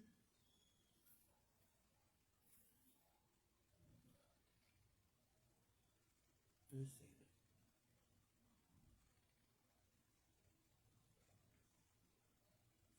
So Second Esdras, let's go to 15 and 21. That's why. All right, boom.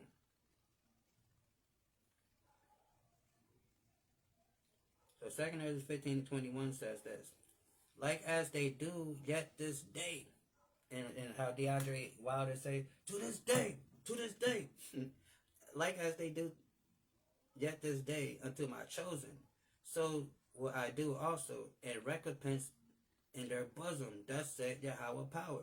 So God said, like how y'all treat my people, I'm gonna repay y'all straight back to your face. What did he say?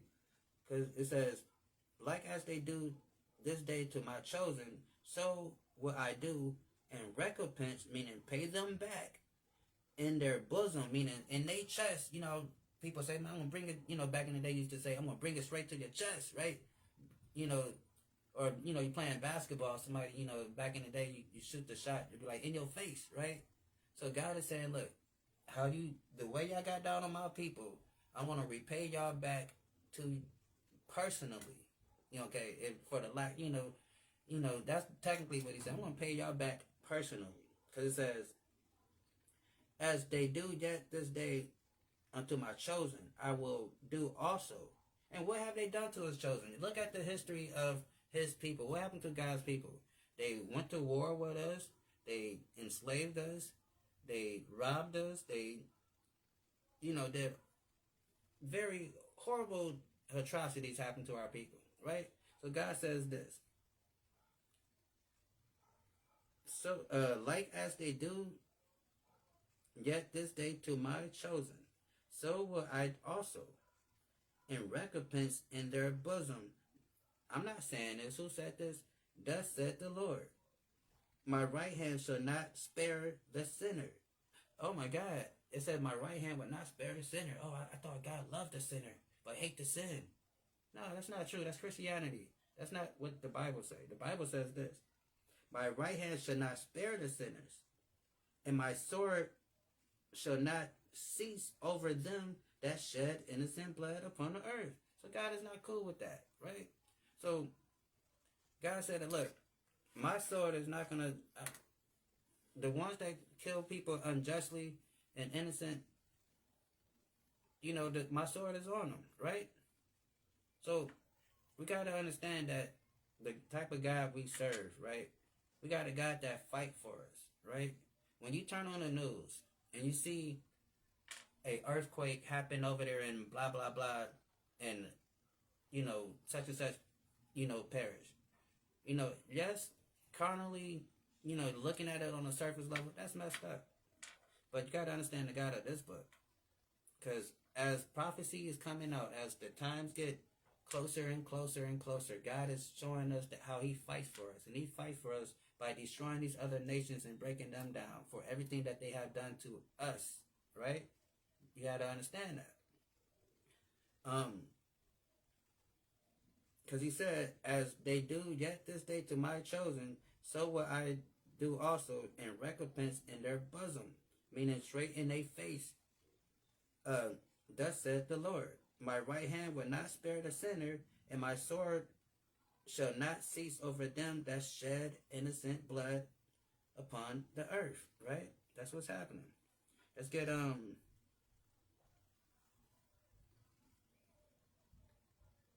get Psalms, right?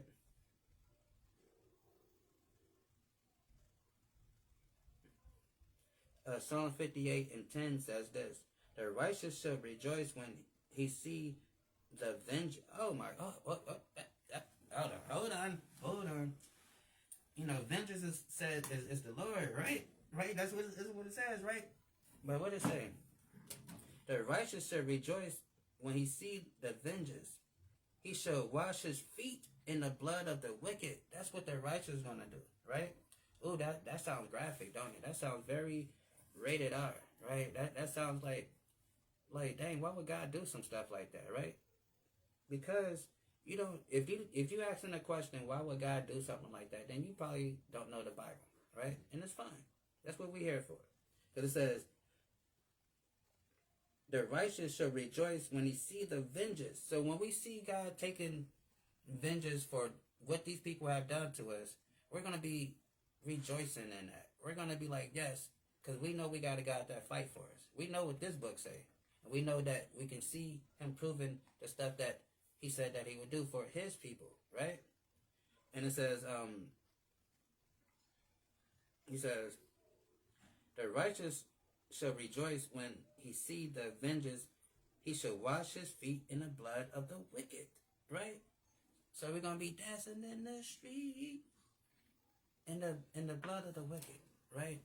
That's what the Bible says. That's not what I'm saying. That's what the Bible say. And who is the wicked? Why is God speaking so spicy against these other nations? I'm about to go off topic for a split second, just for the people in the back that don't understand what's going on, right? So let's get Psalms 83. Let's start at verse 2, right? Let's go to verse 1, for we can understand where our King David is talking about, right? Because we love King David, right? King David is the man, right? King David was one of God's favorite people, right? God said out of his own mouth that King David is a man that is after my own heart, right? So that means we can trust what David has said, because God vouched for David, right? So we can trust it. So let's see what David is talking about here. Psalms 83.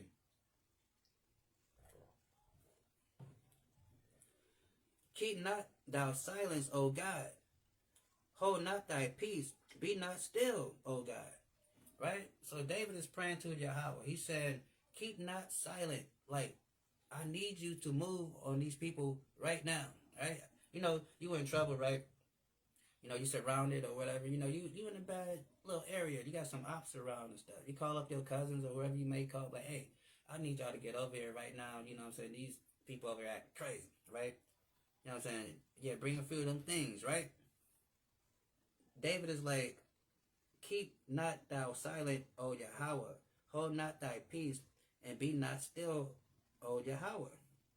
For why is he praying this?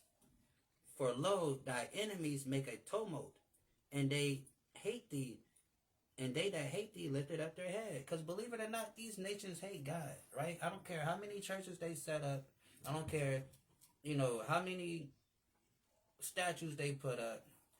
They hate God because they're not doing it thus said the Lord in this book, right? Because they're making up stuff.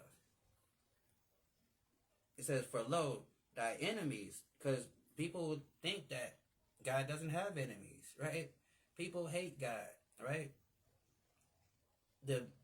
America hates God. Their laws, their philosophies, everything that they push is total against God, right?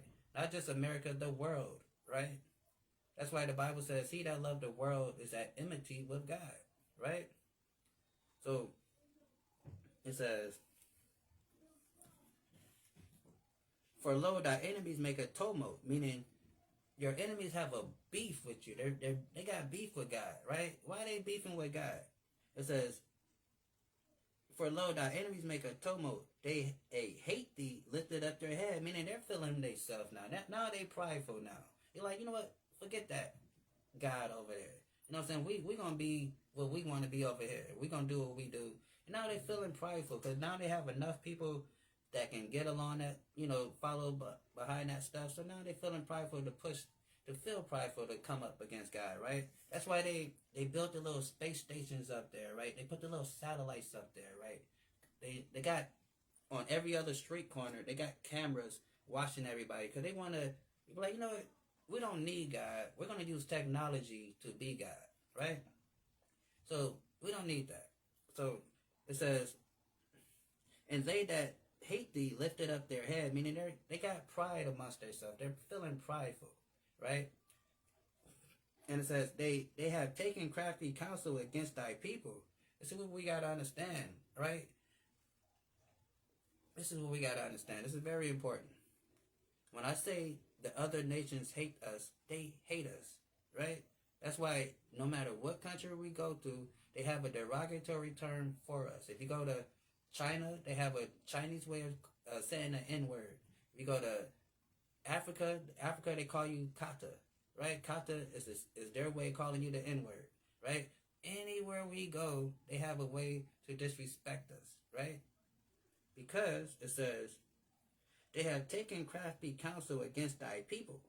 Who is thy people? The Israelites, of course. And it says, they have consulted against thy hidden ones. So who's the hidden ones? The Israelites, of course. Why are we the hidden ones? Because God protects us. That's why we're the hidden ones, right? And it says, they have said, come, let us cut them off from being a nation.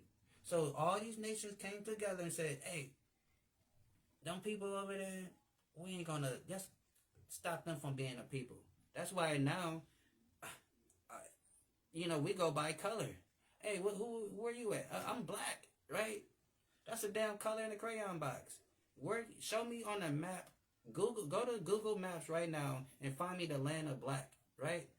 Take that crayon out that box, look at it, and say, where can I find the country of this place, right? You will never find it. We're the only people on this planet walking around calling ourselves a color out of a crayon box. Why? Because it says,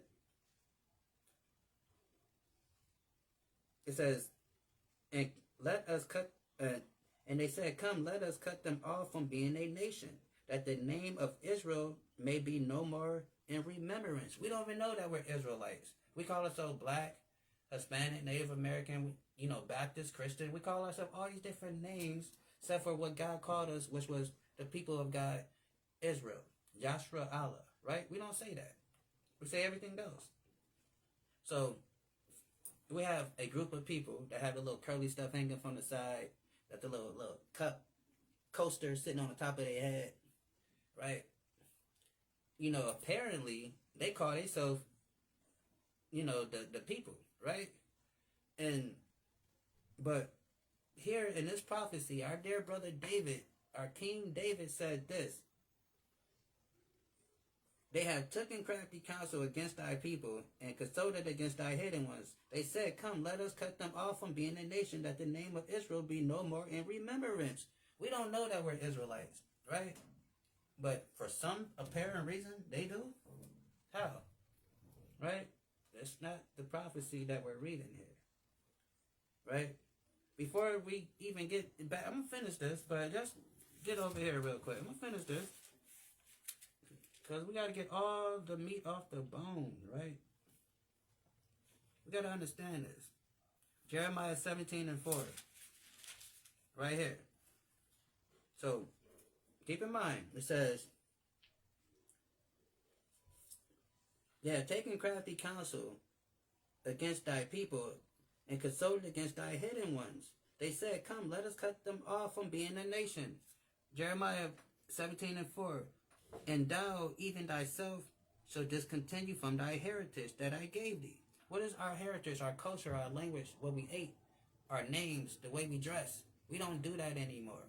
When we got off the slave ships in Western Virginia, in Plymouth Rock, and all them other places they done dropped us off at, we wasn't calling ourselves Yashra Allah and any other Hebrew name that we had.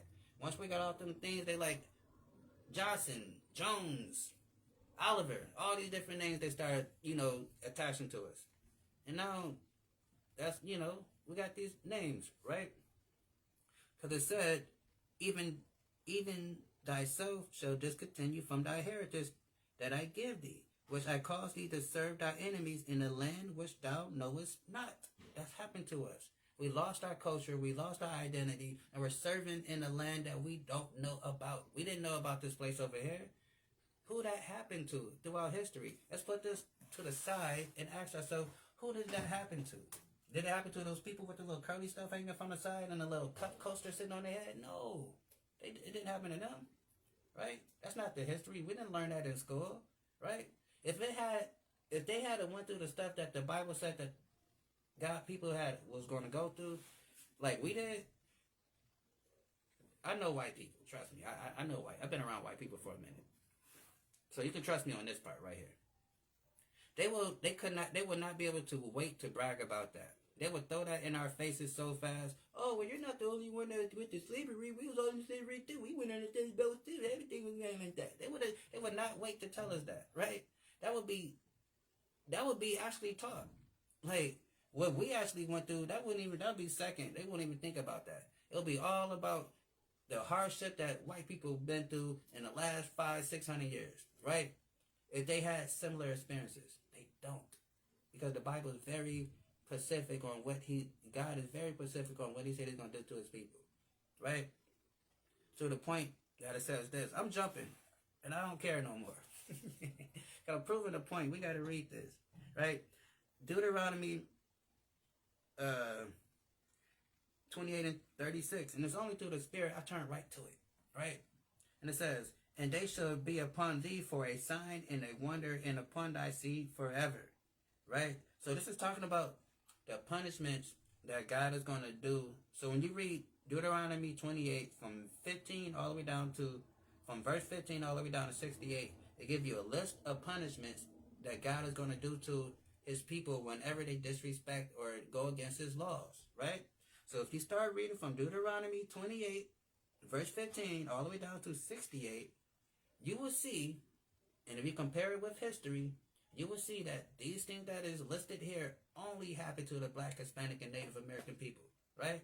It didn't happen to those people, right? It only happened to us.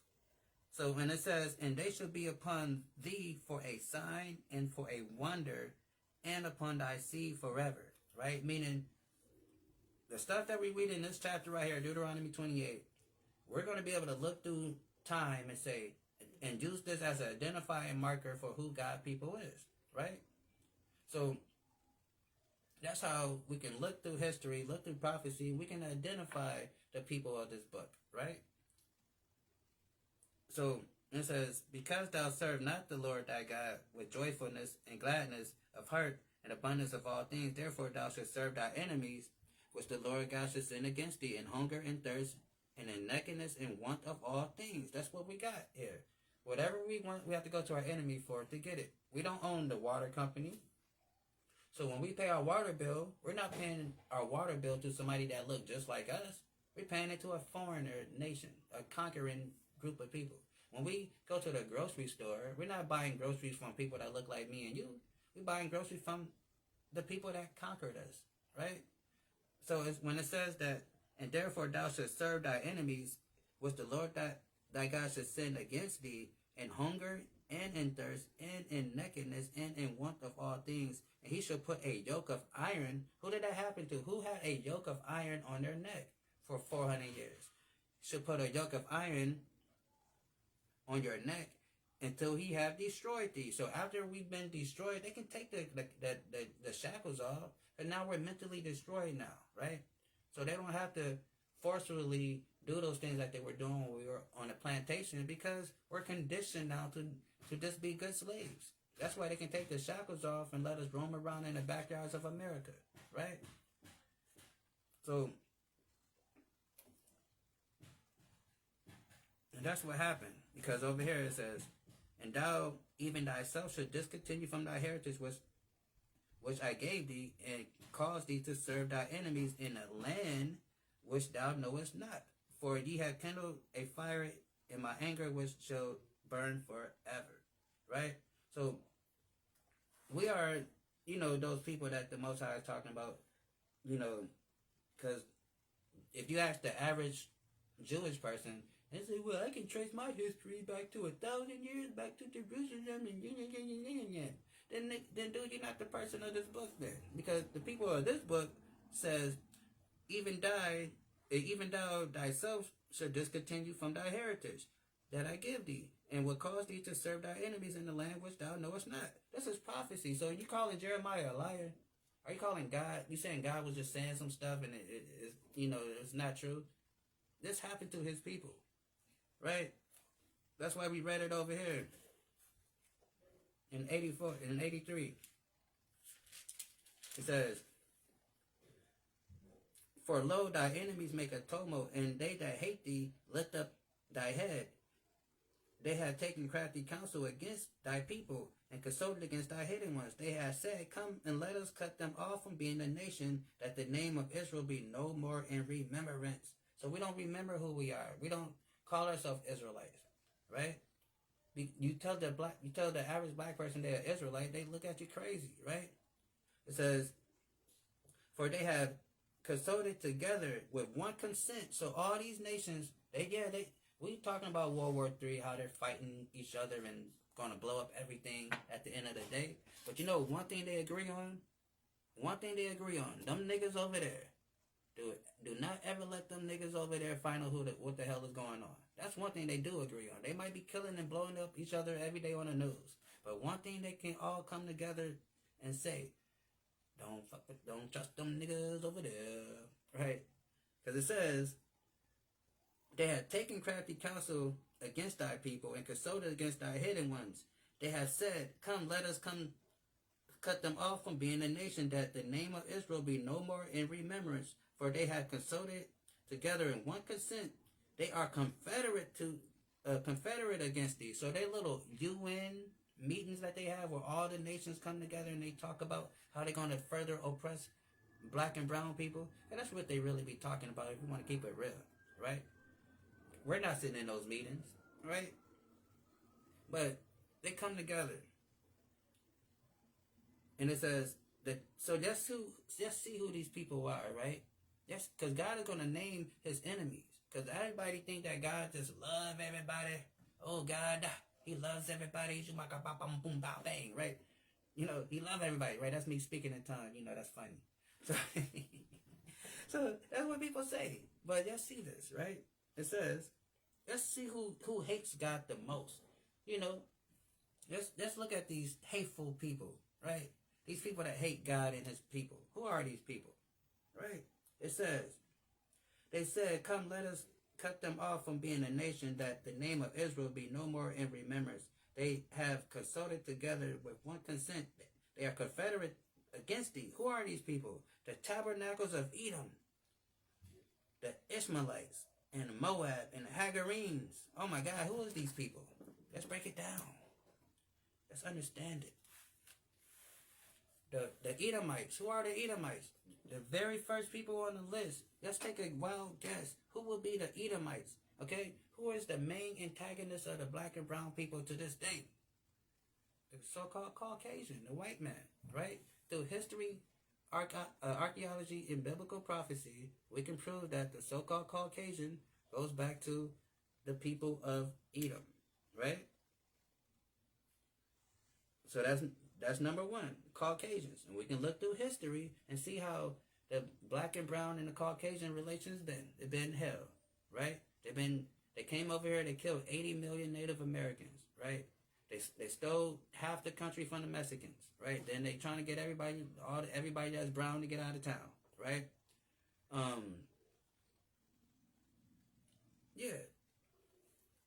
Edom. The Ishmaelites. Who's the Ishmaelites? Right? The Ishmaelites are the Arabs.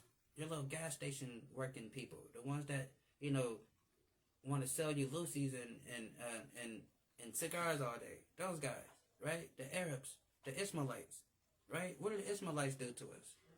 Have you heard of the sub-Saharan slave trade, right? That's where when Islam became a thing and they started slaughtering and killing everybody, these people was kind of, I'm not going to say they was worse, than the American slave things. But these people was they was very brutal, right? They was castrating men, right? It was cutting your doing a little snippy snip on the little guys, right? And selling us to, that's how a lot of us got to the eastern side of the world. So you see us in India, you see us in China, you see us in those different places over there on the eastern side. That's how we got there, through the sub-Saharan slave trade. Then how we got over here on this side of the world is through the transatlantic slave trade, right? So the Ishmaelites, the two main corporates in shipping us logistically wise around the world, the Arabs and the so-called Caucasians, right? Coincidentally, they're listed as the first two people on the list of the enemies of God. Who else we have? The Moab. Who is the Moab? Moab is the ancient way for the Chinese people, right? Moab is the ancient Chinese. You can look up the Moabites and look at their archaeology, their figurines that they used to create. So this is how we understand, the Bible prophecy and archaeology, pantheology. We can understand who these people are. We can reconstruct and see who these people go back to. Moabites will be the Chinese people, right? You can look at their figurines, just like how they look today, right? The Hagarenes are a African nation, right? I can't, pinpoint the Pacific African nation, but they're an African nation. And again, we know that the three main players in our slavery to Americas was the so-called Caucasian, the Arabs, and the Africans, right? The Africans rounded us up, along with the Arabs, and they sold us to the Caucasians, right? The three corporates. That's why they're named first, right? Then it says, Gabal, that's an Arab nation, I believe, and Ammon. Ammon is the ancient Japanese. Ammon is the ancient Japanese. Then it says, and Amalek. Amalek is the worst of the worst. Even though Amalek is Amalek is Edom. Amalek is very closely related to Edom. They're more than closely related to Edom. Number one, they're the top tribe of the Edomites. So look at it like this. So you got the 12, use this as an example. You got the 12 tribes of Israel, right? So out of the 12 tribes of Israel, you have the tribe of Judah, which would be the American black. So now the tribe of Judah is the top tribe out of all those 12 tribes. So the people of Amalek is the top, tribe out of the so-called Caucasians, the people that make up Edom, right? That's why oftentimes the Bible might list them separate from Edom when they're all the same, because when you read the descendants of Esau, Amalek is a grandson of Esau, so they're all the same. Just that, to this day, they try to separate themselves from their European counterparts, and they only want to be Jewish when it's beneficial, or they only want to be quote-unquote white when it's beneficial, right? So the Amalek, which is the so-called Jewish man, the Philistines, not those damn Arabs over there today, the real Philistines, the Africans, right? The ones that's down in the Sudan region over there right now, right?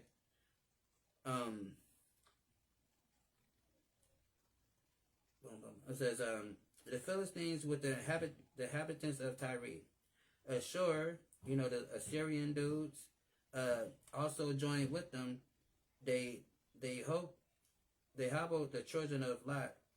And, so just naming all the different, so basically all these nations had a hand in taking us down as a people, right? When you read Psalms 83, right? So God has enemies, and God enemies is our enemies, right? And our enemies is God enemies, right? So that's the point. Now back over here.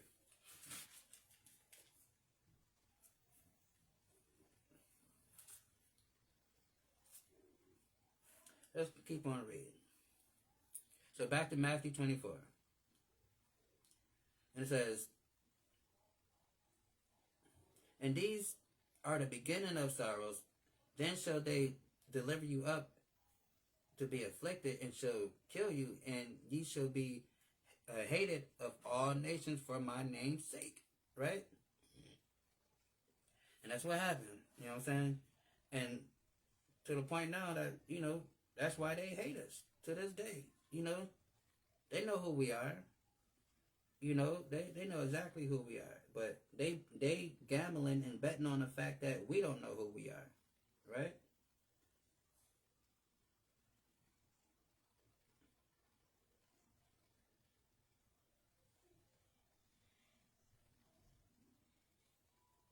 So it's Jeremiah 13 and 18. Say unto the king and the queen, humble yourselves, sit down, for your principalities shall come down, even the crown of your glory. Right?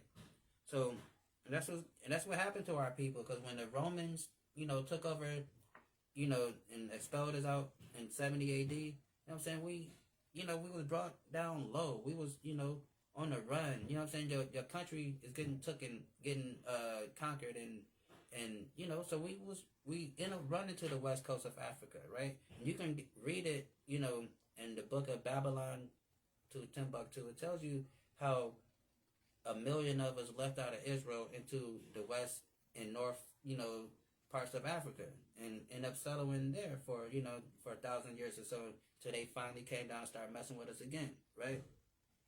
So it says, say unto the king and the queen, humble yourselves and sit down, for your principalities shall come down, even the crown of your glory. So that's what happened. The city was taken. We have to get up out of town, and we ran, right?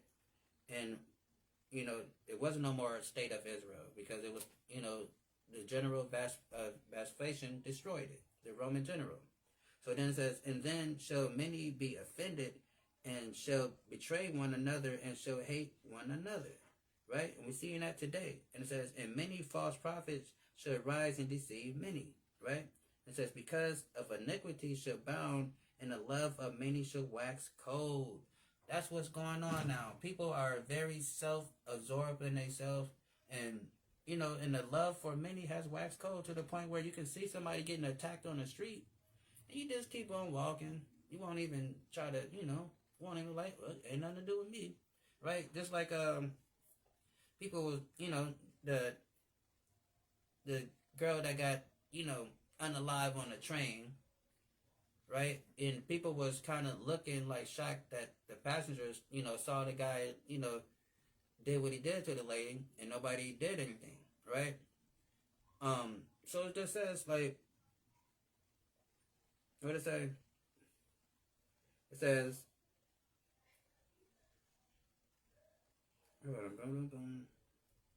because the iniquity shall bound, and the love of many shall wax cold.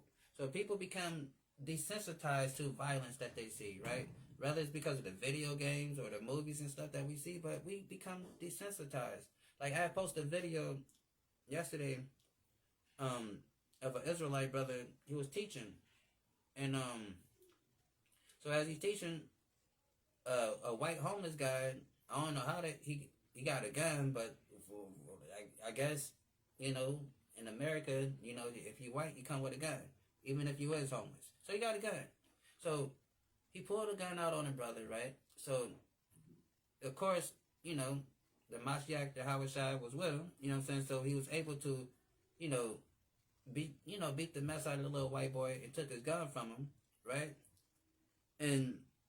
But the reason why I tell that story, so while they were talking to each other, right, it's another guy walking behind them, and he see the white guy pull out the gun, and getting all a little animated with the brother. So he's walking by, he's looking like, oh shit, dang, what's going on over there? I'm thinking he might just kind of ease in his pocket and call the police, because he see it, because they're not, the white guy is not looking at him or anybody's behind him, but he just looked like, oh shoot, and he just kept on walking. And I'm like, but lucky the brother, had the Most High with him. He was able to, disarm the white guy, take the gun from him, and sound like he gave him a nice little beating afterwards, which was cool. But the point is, people will see, like that guy that was walking in the background and saw that, he could have. I'm not saying he could have ran up and grabbed a white guy and tackled him and do something, but I thought at least he would have reached in his pocket and pulled his phone out and called. But no, he just kept walking. He looked, got startled for a second, and kept walking. Right? It says, because the iniquity shall abound, the love of many shall wax cold. Right? And that's what's going on. The love of many is waxing cold. People are becoming desensitized to stuff that goes on, to the point where, well, I'm not going to say that, but I'll say this. To the point where that little Charlie Kirk dude, some people was like celebrating it. You know what I'm saying? Like some people, was watching it back to back. Like, like the boys in the Minister Society when Kane and Old Dog had the tape, you know what I'm saying? And they just sitting around watching the tape and just passing the tape, Like I'm selling this tape for $19.95, right? I know a few people that may have watched it about 6, 7, 8 times in a row and thought it was pretty cool to how that stuff happened. Because it says, because the iniquity shall abound and the love of many shall wax cold. Right? So we're becoming desensitized to violence to the point where we see something violent and it doesn't even register in our head. Like we don't even get a reaction from it, internally. Right? And that's a problem. Right? And if of course, well, I'm going to leave that alone, but y'all know, I already spoke about that before.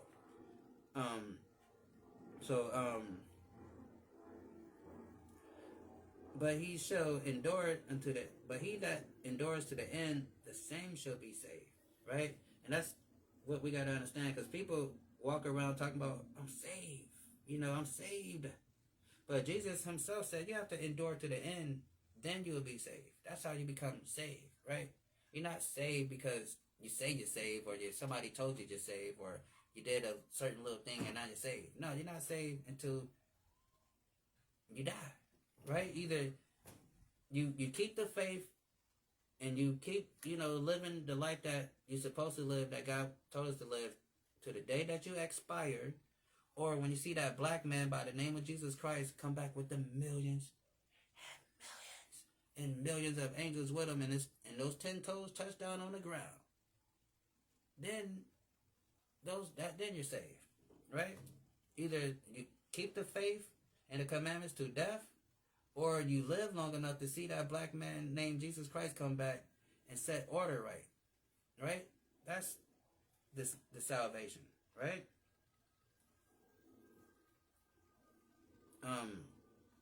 Because it tells us in the book of Luke that salvation is to be saved from our enemies, right?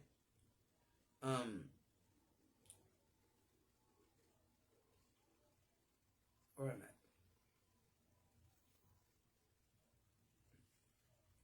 So it says, lay not, this is Proverbs 24:15, lay not wait, O wicked man, against the dwellings of the righteous, spoil not his resting place, right? And that's what these false prophets do. It says, read this, says, and many false prophets should rise and shall deceive many.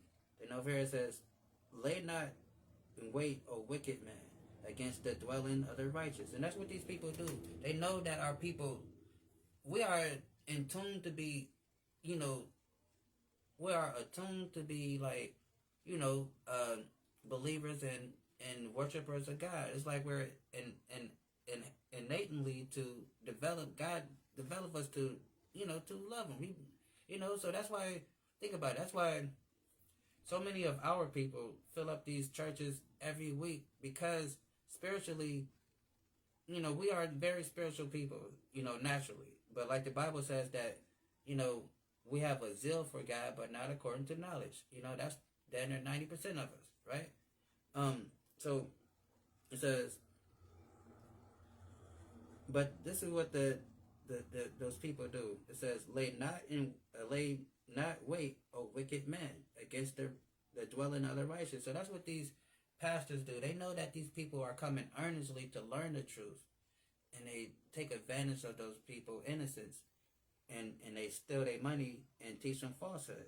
It says, lay not wait, O wicked man, against the dwelling of the righteous. Spoil not his resting place. And that's what happens when we go to these places and we thinking we getting, a semblance of the truth, but no, we getting our resting place destroyed, right? Then it says back over here, because the iniquity should abound, the love of many should wax cold.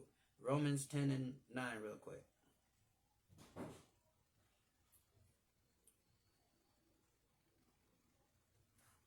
Romans 10 and 9 says,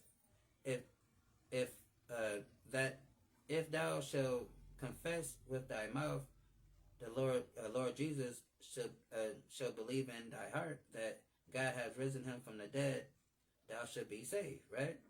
So people will be like, well, if thou confess with thy mouth and Lord Jesus, and shall believe in thy heart that God has risen him from the dead, thou shalt be saved, right? It says, but he that endures to the end, the same shall be saved. Right? So you have to, so it's cool, not to say that you have to endure to the end though, right? So it's not just enough to believe in Christ and know who he is, because like I used this example the other day. I mean, Hitler was a devoted Roman Catholic. Vladimir Putin, Orthodox Christian. There's so many people we can name, so many horrible people we can name throughout history that understood who Jesus was and believed that he was the Son of God. So it's more than just that, right? That's why it says, he that endures to the end, the same shall be saved. So you have to endure to the end, right? And whatever that end may be, you have to endure to that, right? And it says, this gospel of the kingdom shall be preached in all the world, in all the world for a witness unto all nations, and then the end shall come. And I was talking to a brother about this the other day, right? So just pretend that the gospel that's mentioned here is the so-called Christian gospel that's being pushed right now, right? Let's pretend that. And so I asked this question: if the Christian, if the Bible says wide is the gate, right? Wide is the gate that leads to destruction, and narrow is the way that leads to righteousness, and few that find it, right? So keep that in mind, right? So if that's true, how the hell is Christianity the narrow path to righteousness? Because Christianity has 4.7 billion people following it, right? That is not the narrow path. That is not the narrow way. That is the wide gate. You got billions. You are the most popular religion on the planet. That is not the narrow way. It can't be the narrow way. Everybody's following it. The Bible says few people will find the truth, right? They didn't say billions and billions on top of billions, 4, 5, 6 billion people gonna find, understand this thing, right? Because again, this thing is not inclusive. This thing is exclusive, right? This is not for everybody. So that cannot be the way, right? And it's not the way. This is 1 Corinthians 1 and 21. For after that, in wisdom of God, the world by wisdom knew not God. So that's the thing. The world by their wisdom don't know God, right? It says, for after that, in wisdom of God, the world by wisdom knew not God. So once you understand the real wisdom of God, you're going to look back at the world and be like, y'all niggas crazy. Y'all don't know what the hell going on, right? Because that's not of the Bible, right? Because it says this. For after that, in the wisdom of God, the world by wisdom knew not God. So once you understand the true wisdom of God, you're going to be able to look at the world and say, y'all don't know what y'all talking about, right? Then it says, It pleased God by the foolishness. This is one of my favorite verses too, though. It says it pleased God by the foolishness of preaching to save them that believe. Because people think what we do right here, right now, is foolish. Oh, this nigga foolish. He got dark shades on in a house. It's foolish. Right? It's foolish. What are them Israelites talking about? They're foolish, right? They're doing all this preaching and reading and all this stuff. What are they doing? Because God says this. For after that in the wisdom of God, the world by wisdom knew not God. Right? These people don't understand. It pleases God by the foolishness of preaching to save them that believe. So God would use the foolishness of preaching to save those that believe. Because he knows that we have the people that will believe. Because what did Jesus say? My sheep hear my voice. Right?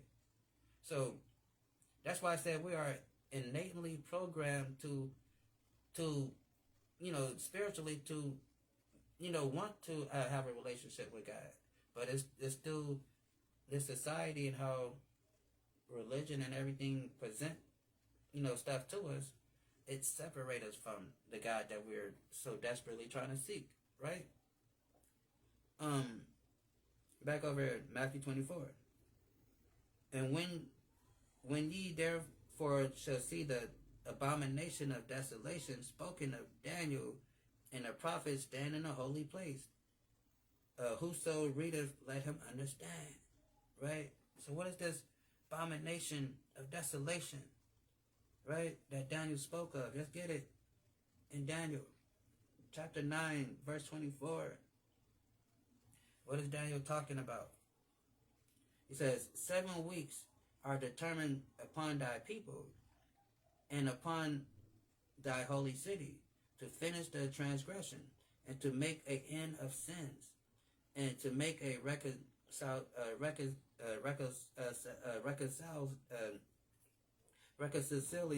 you know the word, goddamn, I'm getting tongue tied, for iniquity, and to bring an everlasting righteousness, and to seal up the vision of the prophecy, and to anoint the most holy.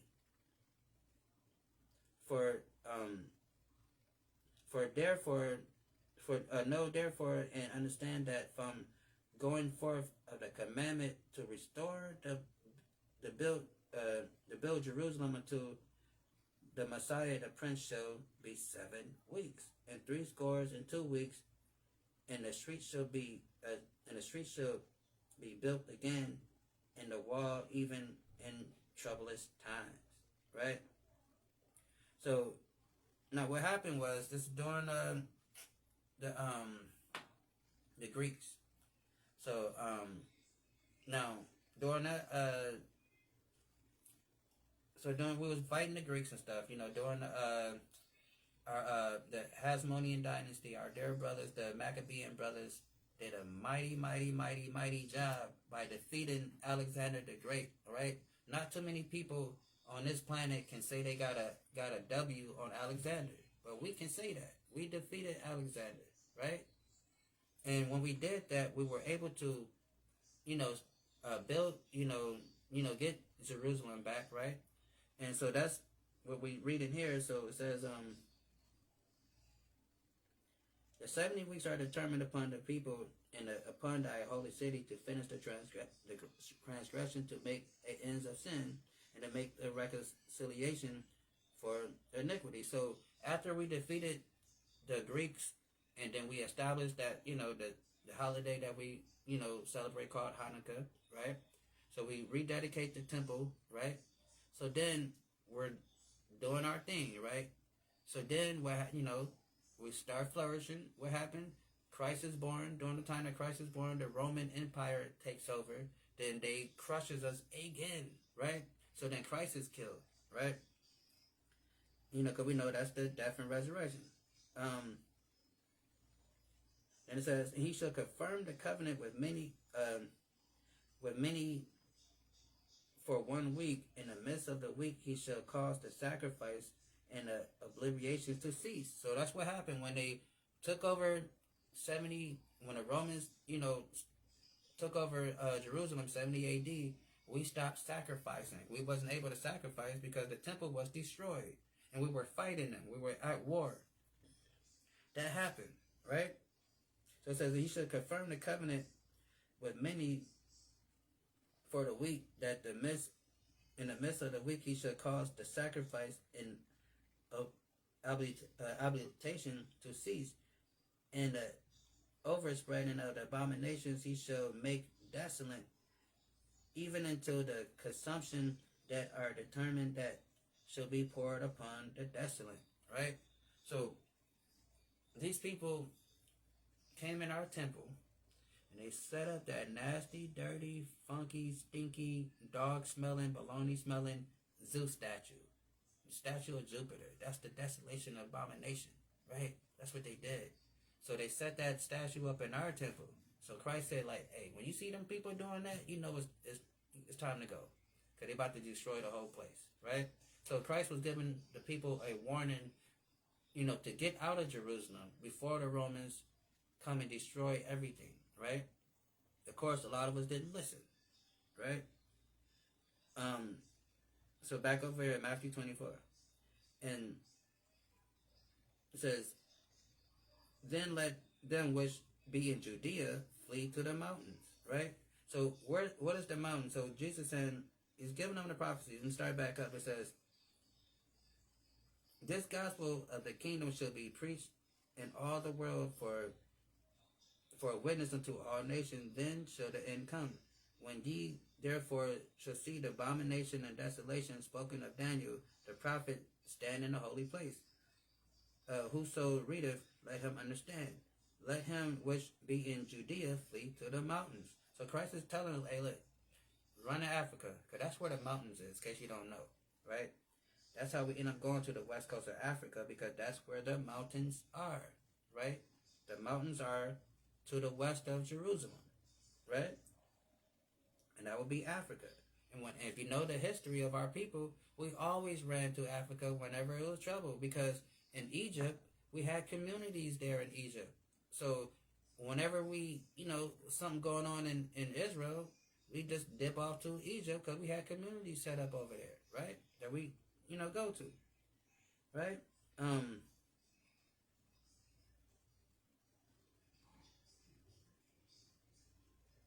Okay, Ezekiel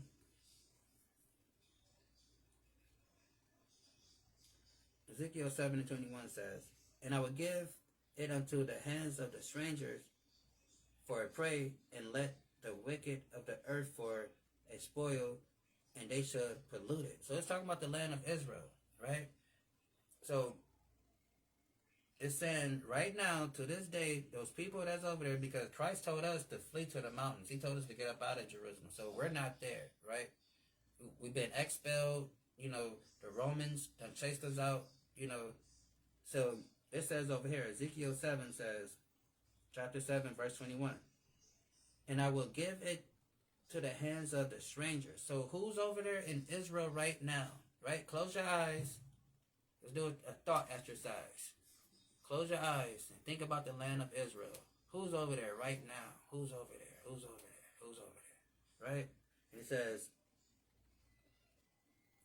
says, I will give it into the hands of the strangers for a prey, and to the wicked of the earth for a spoil, and they shall pollute it. So who's over there? Who's over there right now? Who's over there? Who's over there? Those people over there are strangers, and they're polluting the land like Christ, like Ezekiel is telling us, right? It says, make a change, for the land is full of bloody crimes, and the city is full of violence. What's going on over there? It's very violent over there. You turn on the news, you watch the news lately, it's very violent. Therefore, I will bring the worst of the heathen. Who is those people with the curly things, locks, flowing Bulgarian locks coming down the side? It says, therefore, I will bring the worst of the heathen. Who is those people with the, I got to do it like, and they wear the little saucers right there, the little coasters sitting on the top of their head. What do you call them? I will bring the worst of the heathen. And they shall possess their houses. So that's what they're doing over there. Like, are you familiar that it's a lot of people from over here in America, you know, that say, you know, I want to go to Israel, right? And so I'm Jewish. I want to go to Israel. So you know what they do? They go to Israel, right? And then they get to Israel. Then they see a nice little house, right? Oh, that's a nice house. I like that house. That's a very nice house. But it's a nice, loving Palestinian family living in there. Oh, well, she's just a nice Palestinian family in there. Oh my God. But you know what they do? Hey, knock, knock, knock, knock. Hey, I like your house. You got to get up out of here because I like your house. You know, did I mention that I like your house? Right? So you got to get out of here. Right? That's what they do. You don't believe me? Look it up. Right? So it says, therefore I'll bring the worst of the heathen, and they shall possess their houses. I will also make the pomp of the strong to cease, and their holy places to be defiled. That's what happened, man, when, you know, like I said, when they took over, so it became sorrow, right? We had to get up out of town.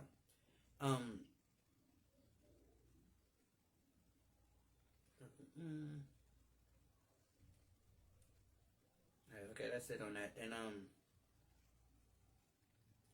back up here. So then it says, then let them which be in Judea flee to the mountains, which we know that to be Africa, because that's west of Israel. Let him which is in the housetops come not down to take anything out of his house. So Jesus is like, look, if you away from, if you away from the crib, or maybe you doing something on your house, you working on your house, you doing a little home improvement, all of a sudden, all hell break loose. Jesus said, hey, just take whatever you got right then and there and get up out of here. Don't be like, oh shoot, all hell is breaking loose. Let me go downstairs into the house, get what I can get, bring this with me. Nope, Jesus says get up out of there, right? It says, let him which is in the housetops not come down to take anything out of the house. Neither let him which is in the field bring back to take his clothes. So if you at work, say like you at work during that time, and all of a sudden the Romans General Vespasian, he like, all right, it's on, right? You at work though, like, oh dang, I'm at work. Jesus said, look, just get up out of here. Don't worry about going back to the crib and try to see what you can get. You at work, leave from work, and get the hell up out of Israel, because it's going down. Right?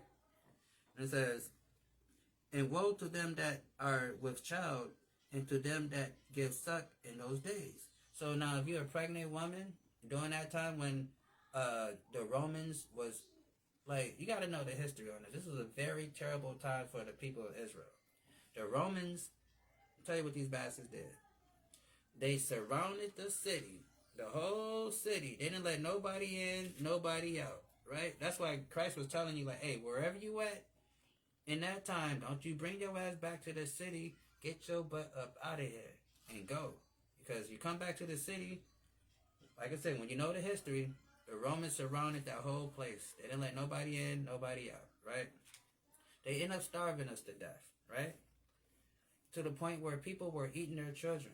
Right? We turned into cannibals during that time, right? That's how horrible it got. They was not letting nobody in and nobody out. Then the people that was so hungry of our people who was managed to escape out of the city, they thinking they about to get freed up. They left out. Romans cut them down right there in the field. Soon they got out the gate. They didn't have guns back then, so they had arrows. So it was like, right? You know what I'm saying? That's what they was doing to us, right? Very horrible. So he said, woe to them that are with child, and them that give suck in those days. So if you're pregnant during that time, the Romans seized the city, not letting nothing in or nothing come out. There ain't no more deliveries, right? Ain't no trucks dropping off food, none of that stuff, right? It's all shut down. Like what's that TV show, Making of the Band? Studio shut down. It's all shut down, right? So you're pregnant.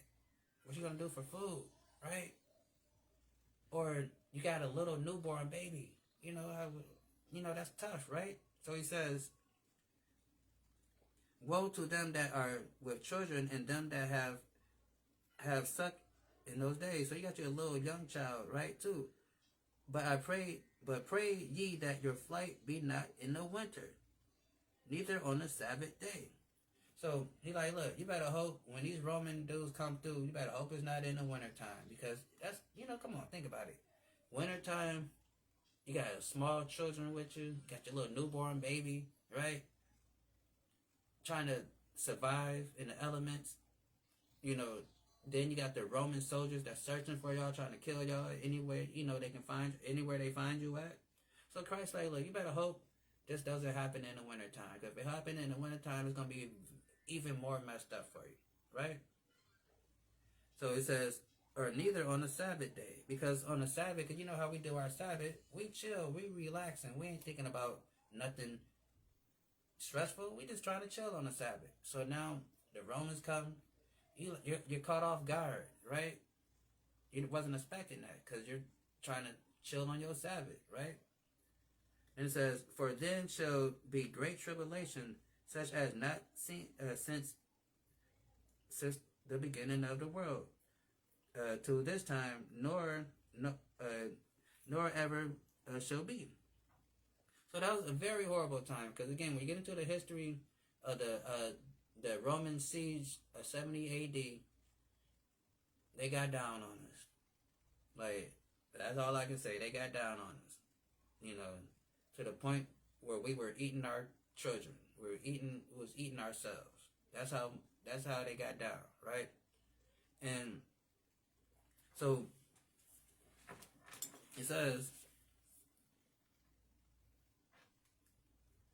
but except those days be shortened, there shall be no flesh saved.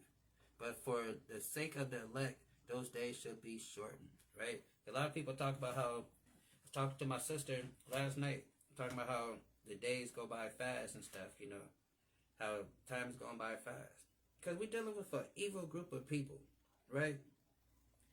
And it just told us, then shall the great tribulation as such was not since the beginning of the world to this time, nor ever shall be. And except those days be shortened, there shall be no flesh saved. Right? Because these people will kill us all, if they can. And they will. That's why in these days, the Mashiach Yahushua, when he comes back with the millions, right? We got to be saved from these people. Because if we're not saved from these people, it says, there shall be no flesh be saved. They will kill every last one of us. And even themselves, if God himself did not put a stop to this. That's how evil these people are. That's how destructive these people are. That it need divine intervention to stop these people from on the path that they're on. Right? These guys have nuclear capability. I talk about this all the time. You know what a nuclear... Let's analyze what a nuclear bomb is. A nuclear bomb is basically a star, right? We know what a star is, right? The stuff that's up in the sky, right? The burning gas, right? Let's look at our sun. They say the sun is a star, right? On a nice summer day, you can feel the power of that sun, right? You see that heat that comes from that sun, right? But we know that sun is millions and millions and millions degrees hotter than the nice little summer day heat that we feel, right? So imagine you take that millions and gazillions of degrees of heat and put it inside of a warhead, and you drop it down on a location. That's a lot of heat and a lot of energy and a lot of power being released at one time on one spot. That's going to burn everything, right? That's what we're dealing with these people, right? What type of mind can think of something like that, right? What type of mind can think of let's take the basically how the stars do a nuclear fusion just recreate nuclear fusion, you know, inside of a bomb. Just create the power of a star and drop it on a nation of people. Who thinks of those things, right? Right? That's something you'll see on a cartoon, right? Remember Marvin the Martian, right? Marvin the Martian was always trying to blow up Earth, right? He had the big old laser pointed at Earth, and he always used to try to blow it up, right? Then Bugs Bunny will always, throw him off and trick him, and he end up shooting the laser, then end up blowing something else up, but not Earth, right? That's what we're dealing with, right? These people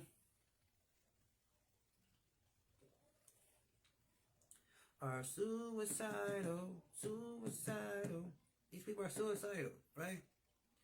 Because, what's the name? Kim Jong Yum, whatever the dude's name is, has a kill switch on his stuff over there. I think Donald Trump put something on him too. Like, if he dies, the bombs automatically go up. I think Vladimir Putin got some stuff like that too. If he died, the buttons automatically get pushed.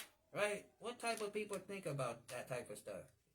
Like, we gotta understand, like I said this earlier, the stuff they did in World War II, the Nagasaki and Hiroshima, those bombs was powerful, right? They destroyed cities, right? But they got bombs that can take out states now, right? Not just a city. They got stuff that can literally destroy this world 3-4 times over, right? These are the people we're dealing with, right? What type of psychology, what type of psyche a person has to have that's willing to kill everything if they don't get their way? That's what essentially these kill switches on these nuclear bombs is, right? The nuclear bombs. I'm trying to get y'all to understand.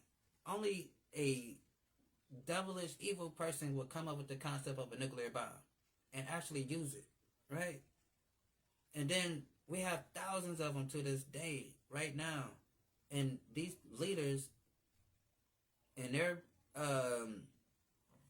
deterrency plan is like, all right, if I get assassinated or die in this office, once my heart stops beating, it's going to send a signal to that computer and they're going to launch them bombs, right? That's jacked up. Like who would, that is some movie Hollywood stuff that you only expect to take place in Hollywood, but they do this stuff, right? That's crazy, right?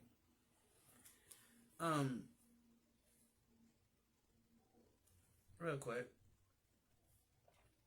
finish this chapter out real quick. So,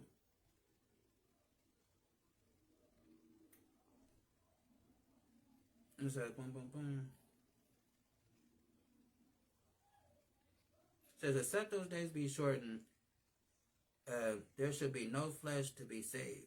But for the elect's sake, those days should be shortened. If any man shall say unto you, lo here is Christ, or there, believe not. Going back to that little South African pastor that was tricking everybody into thinking about some damn what's that word,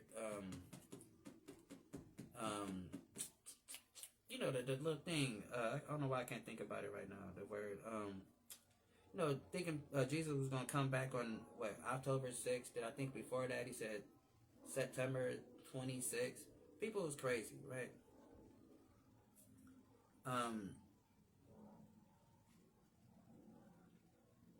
Then if any man say unto you, okay, I read it. It says, for there shall rise false Christs and false prophets, and shall show great signs and wonders, so much that if it was possible, they should deceive the very elect, right? And that's important. I was talking to a brother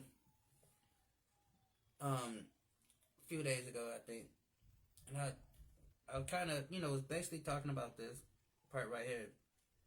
And because this verse right here is another verse that sent myself, on my journey to understand, what's going on, right? Because this is very important. Like, this is something you got to think about. But just read it one more time.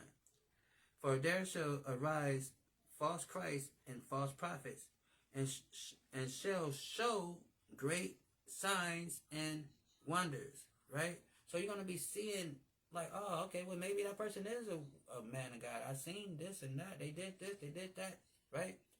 Can be very, that's something to think about, right? Think about that. And it says, and show great signs and wonders. So now you're doing things that making people think, okay, maybe they are a man of God, right? And it says, and so much that if was possible, they deceive the very elect. Who are the very elect? These are the very special group of people, the 144,000 that God chose out of the Israelites. So you got to break it down like this. Israelites are the elect, right? The chosen people of God. But then within the Israelites, you have the special elect, which is the 144,000, right? Not to say that, because people get this confused. They think, and I'm only using this word in this context because this is how colloquially people think about the Bible, right? So people would think that only 144,000 is going to get saved or go to heaven. That's what some people say. Some people would think. But no, the 144,000 is just the governing body of Israel, right? So just like America has their governing body, they have the judicial branch, they have the executive branch, they have the legislation branch, right? All those members of those different branches make up the governing body of America. So the 144,000 is the governing body of Israel. So that's what makes them the special elect. But you have the other Israelites are, in that because we are God's people. But just that the 144,000 is the ones that's going to be governing the nation, right? If that makes sense. So it says, but if were possible, they should deceive the very elect. So I have to think about this. Like, I know who the very elect is, and they're supposed to be the coldest of the coldest, right? These is the God's special people. He said I had reserved 7,000 that would not bend a knee, right? These are some stand-up people, right? But Christ is telling us that the trickery, the witchcraft, the stuff that they're going to be doing, in this religious thing is going to get a lot of these elect people caught up in it, and if possible, could also fool them, right? So that should be something that makes you want to really understand, am I doing this right?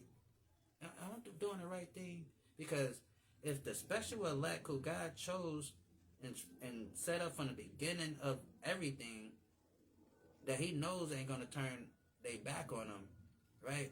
If it's a slight chance that they can make this slip because of the stuff that's going to be going on this earth, you should want to know how to protect yourself from those things. You should want to know the signs and what's going on, for you won't fall into this thing that Christ is talking about. But for some reason, our people go to church confidently and sit in those pews every Sunday and think they're doing what's right.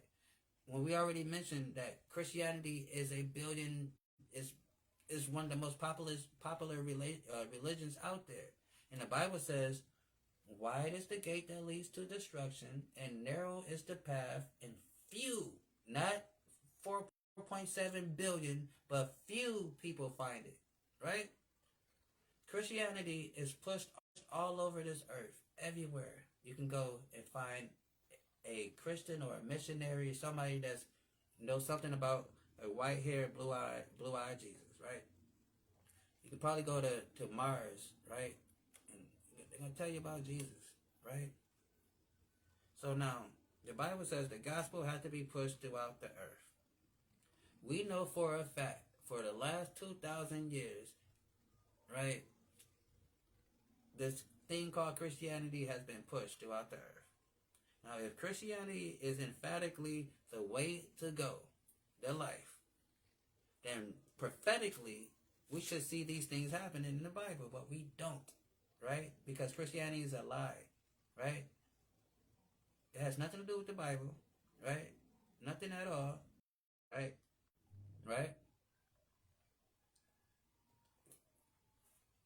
The God says He hate every false way, and we should hate every false way. That's why I go so hard on Christianity, because it's a false way, and so many of our people sit up in those churches by the millions and gonna lose their soul because they're following the false way, and I don't like that. I hate that, right? So we gotta understand that it is the false way. It says,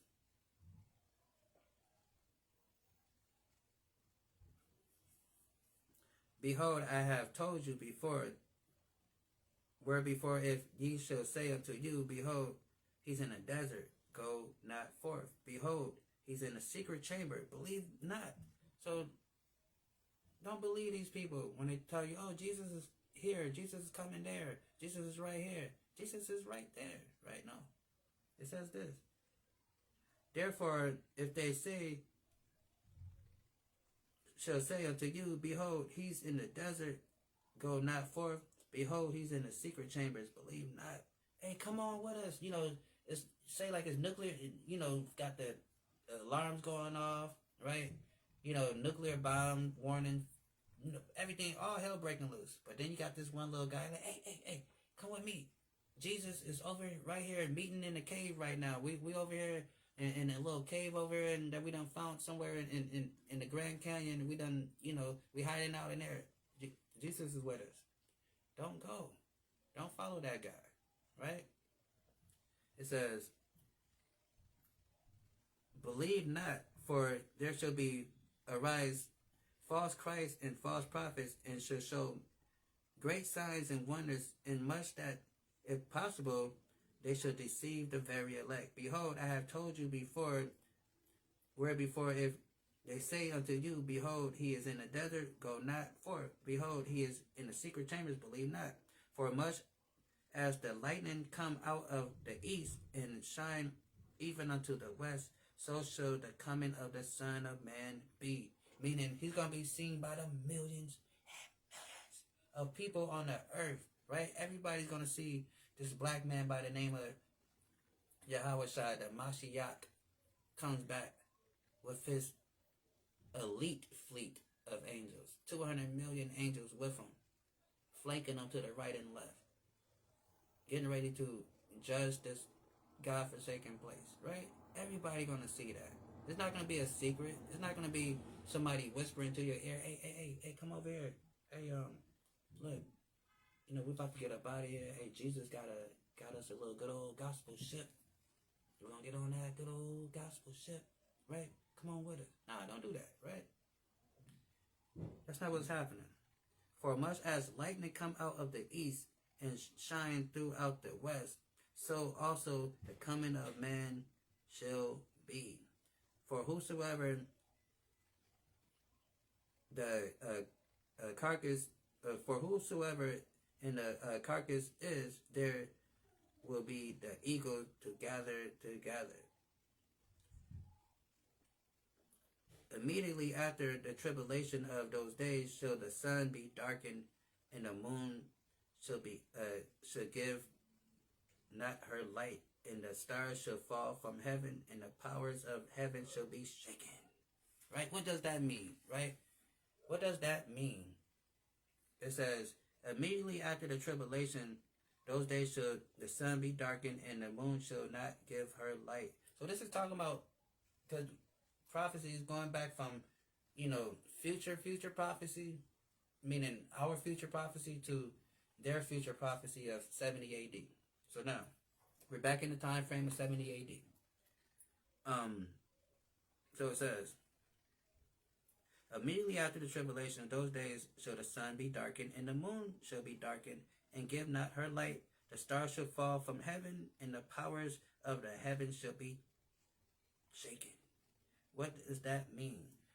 The sun and the moon being darkened is not talking about when you look up in the sky, you're going to see the sun blinking like a light bulb about to go out at any second, right? Or the moon is so dim you can't like you can't barely tell if it's the moon or not. Like, is that the moon? Is the moon? No, I can't see it. It looks very, very dim. That's not what it's talking about. The moon and the sun is talking about knowledge and wisdom, right? Our knowledge and wisdom will be darkened and light and dim, because when we got taken into slavery, because we read it in Jeremiah, thou shalt be cut off from thy heritage, right? So when we got cut off from our heritage, we stopped keeping the commandments and the laws of this book, right? So our wisdom and our knowledge got dim. In the Bible, the sun and the moon represents your knowledge and wisdom, your understanding. So when it's darkened, that is your light. And as a people, collectively in slavery, we were, brought to a low state. Now, you had a few, because again, the Bible says that 7,000 that would not bend their knee. So you had a small remnant of our people that still kept the knowledge of who we were, i.e. Harriet Tubman. She understood that she was from the tribe of Ashanti, going back to the west coast of Africa, and she knew that she was a Levite, right? So a lot of our people during that time knew that they were Israelites, right? And they taught that they were Israelites. Like I just said, Harriet Tubman, a few other people, right? So, but it wasn't a widespread thing, because again, the Bible says that the sun and the moon was dim. So our knowledge and our wisdom got dim, right? So, and the stars is us. It's not talking about the stars up in the skies and stuff. The stars is the people of Israel. Because again, we went through these Bible terms before that oftentimes when the Bible talk about people, it names us as grass, trees, beast, seas or waters, in this case, stars, what else? So it all depends on the context. So it's like different terminology that the Bible would use to identify nations of people, right? You gotta understand, we wrote this book, right? And we speak in slang, right? We talk in slang to this day, right? I always use this example. So just like if I say I'm going to the store, I'm about to go pick up some bread, right? Now, if I say I'm about to go over to my guy house to pick up some bread, from the culture, I'm not talking about a loaf of bread. I'm talking about I'm about to go get me some money, right? So that's how this Bible is written, in code, in Ebonics, if you want it, for the lack of better terms. If those people understood this book the way they think they understood this book, they would have burnt every damn copy of this book. They wouldn't have just burnt the ones they burnt. They would have found every last Bible they can find and burn it, because they don't understand it, right? And God made it that way, that they don't understand it. Even like in our language now, we speak English, right? That's what we're here in America, speaking English. But we even created a language within this language. When we got here, we call it slang, right? A way that we can use seemingly English words to speak with each other. But if we're talking amongst ourselves, somebody that's not, in tune with the culture, they're not going to be able to follow along in the conversation, because we created a language amongst ourselves when we speak, right? You have to understand the slang of the Bible, the Hebraics of the Bible, and understand how we talk. It makes it more clear. So it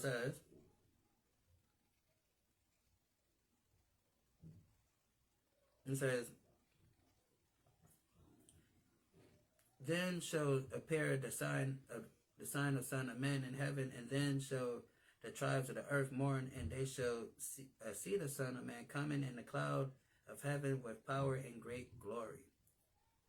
And he shall send his angels with a great sound of the trumpet, and they shall gather together his elect from the four winds, from one end of heaven to the other, right? So he's gonna, once Christ comes back, gonna send his people, and he's gonna gather his people from no matter where we're scattered at, right? And again, right, let's see who these people are, right? Because a lot of people like, well, that's the church. That's the church, the church. Everybody says the church. But the Bible is very, very specific on who it's talking about, right? And we're going to see it. That's why it's important to understand the whole book. Christianity doesn't teach you prophecy of the Bible. It just starts you at Matthew. Hope everybody open up your books to Matthew and just start reading the Bible like we know what the hell we're talking about. How does that work for you? Like, you don't go to the movie theater and say, hey, I want to watch this movie. What time the movie start? At 7? Okay, I'm going to come back at 8. I'm going to pay for my ticket. But I'm going to come back and start watching the movie at 8. I know the movie starts at 7, but I'm going to come back at 8. Nobody does that, right? Nobody goes to a bookstore and purchases a book and say, I want this book here, but it's too much of a book. Like, is it a way that you can give me like half of this book? Nobody does that, right? For some reason, we pick up this Bible in a religion called Christianity. And what do? They open it up and they start at the book of Matthew. And then they act like they know what the hell is going on in the book. How can you confidently think you know what's going on in the book? How? That's crazy. If you won't go to a movie theater and start watching a movie halfway, you will not pay full price for a movie and go to the movies when there's only 30 minutes left for the movie. Would you do that?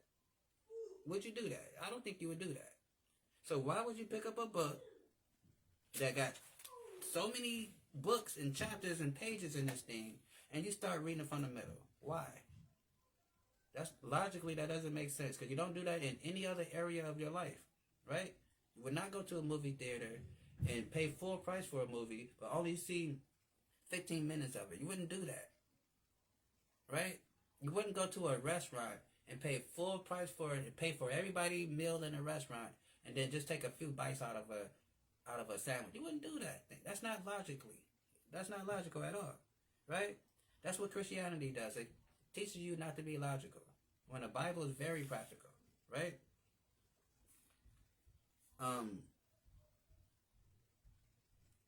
It says,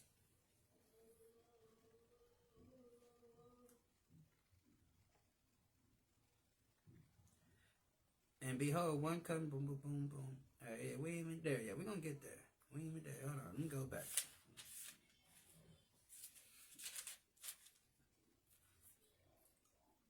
Where am I?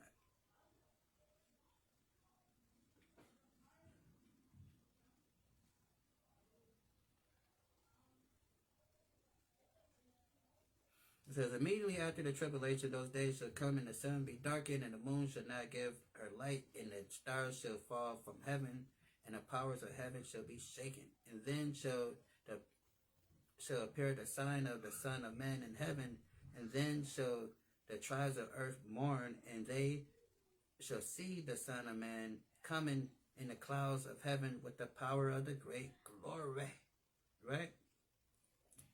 So then it says, and he shall send his angels with a great sound of a trumpet, and they shall gather together his elect from the four winds from one end of heaven to the other, right? So again, let's go back over here. That's what I was looking for. Look at Deuteronomy 28. Deuteronomy 30, right? Let's read this. So let's see who these people is, because again, the church would tell you it's the church, right? But we got to understand prophecy. Deuteronomy 30:1 says, it shall come to pass. Remember, in the Bible, whenever it says it shall come to pass, that's a future prophecy. So what is God telling us? It shall come to pass, all these things are come upon thee, the blessing and the curse, which I have set before thee, and thou shalt call them into mind among all the nations. That's what we're doing right now. We're calling these things into mind, here in America and other places that we were sent to. And it says, call them to mind amongst the nations, whether the Lord thy God hath driven thee. right? So wherever we're at, we're gonna start thinking about it like, damn, how do our people get to America? How do we get to these different places? And we're gonna start researching. We're gonna start studying. Then it's gonna lead us back to this book, right? Back to life, back to reality, back to life, back to life, back to reality, right? That's what it's gonna lead us to, right? Once we start studying, because it says, and it should come to pass, all these things should come upon thee, the blessings and the curse which I have set before thee, and thou shalt call them to mind among the nations, whether the Lord thy God have driven thee, and thou shalt return unto the Lord thy God, and shalt obey his voice according to all I command thee this day, thou and thy children, with all thy heart and with all thy soul, right? So this is what we're reading about, right? So God is talking to who again? The Israelites, right? That's who he's talking to, right? And it says that then the Lord thy God will return thy captivity, meaning he's going to bring us out of captivity. We're not in captivity now in this Deuteronomy 30, right? So God is telling us we're going to mess up. I know y'all niggas going to mess up. When y'all mess up, I'm going to put y'all into captivity to these different nations. Then after y'all serve that 500 years in captivity, it says, thy God will turn thy captivity and have compassion upon thee. So he's going to have compassion on us after a while, and will return and gather thee from all nations, whether the Lord thy God has scattered thee. Right? So again, gotta throw another little jab at them people over there. Right? They were not taken into slavery. If anything, they were funding the slave ships. They built the slave ships. They started insurance companies for the slaves. So those people with the curly stuff hanging on the side and little saucers on top, this is not them, right? They were the perpetrators of our affliction, right? They don't have no affliction to talk about, right? They were giving out the affliction, right? So it says, and it shall return to the Lord thy God, and shall obey his voice according to all that I command thee this day, thou and thy children with all thy heart and all thy soul. So we have to teach this to our children and their children, right? We can't be like, well, you do whatever you want to do. Nope, you can't do whatever you want to do. Because the Bible says, as for me and my house, we shall serve the Lord, right? So you got to teach your kids this. Then the Lord thy God will return the captivity and have compassion upon thee, and I will return and gather thee from all nations. That's the point. So we know he's talking to the Israelites, right? Because this is Deuteronomy, right? And if you don't believe that he's talking to the Israelites, because a lot of people think this Bible is just for anybody and everybody that pick it up, right? But that can't be so, because it says, these be the words which Moses spake unto all. What is it going to say after that word? These be the words that Moses spake. This is Deuteronomy 1, verse 1. So these be the words that Moses spake to all. What is it? Is it all people? Is it all nations? Right? Who is Moses talking to? These be the words that Moses spake to all Israel. That's what it says, Israel. It's not for everybody, right? This is for the Israelites. These are the words. This is the very first chapter in this book, and it tells you these are the words that he spoke to the people of Israel. So you try to take this book or any other book and try to apply it to everybody else, you're being dishonest with the text. That's what you're doing. You're being dishonest with the text, right? So it says, then the Lord thy God will return thy captivity and have compassion upon thee, and I will return and gather thee from all nations, rather the Lord thy God hath scattered thee. Because we're scattered through this transatlantic slave trade and the Arab slave trade. If any of thy be driven into the outmost parts of heaven, from hence will the Lord thy God gather thee. From hence will the Lord thy God fetch thee. Didn't we just read that over here somewhere? Where did we read that at? Where was it at? We read it somewhere.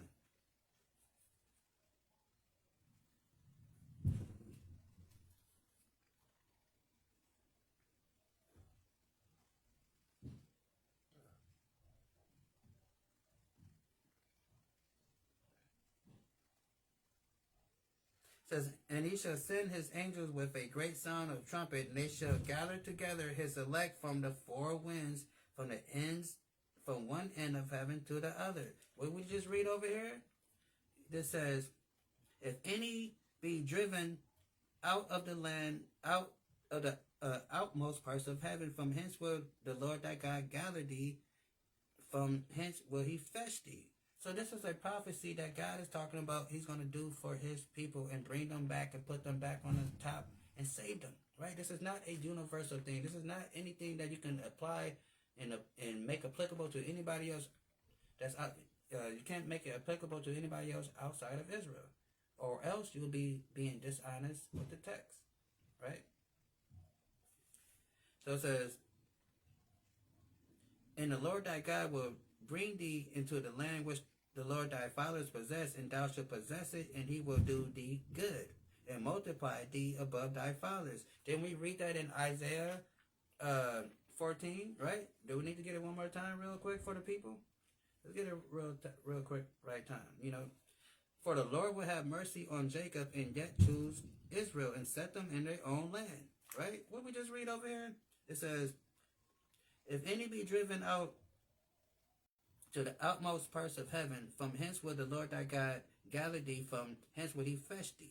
And the Lord thy God will bring thee into the land which thy fathers possessed, and thou shalt possess it, and he shall do thee good, and multiply thee above thy fathers. For the Lord will have mercy on Jacob, and yet choose Israel, and set them in their own land. Right? You see how they all go together like Bone Thugs and Harmony? Huh? You see how it all comes together?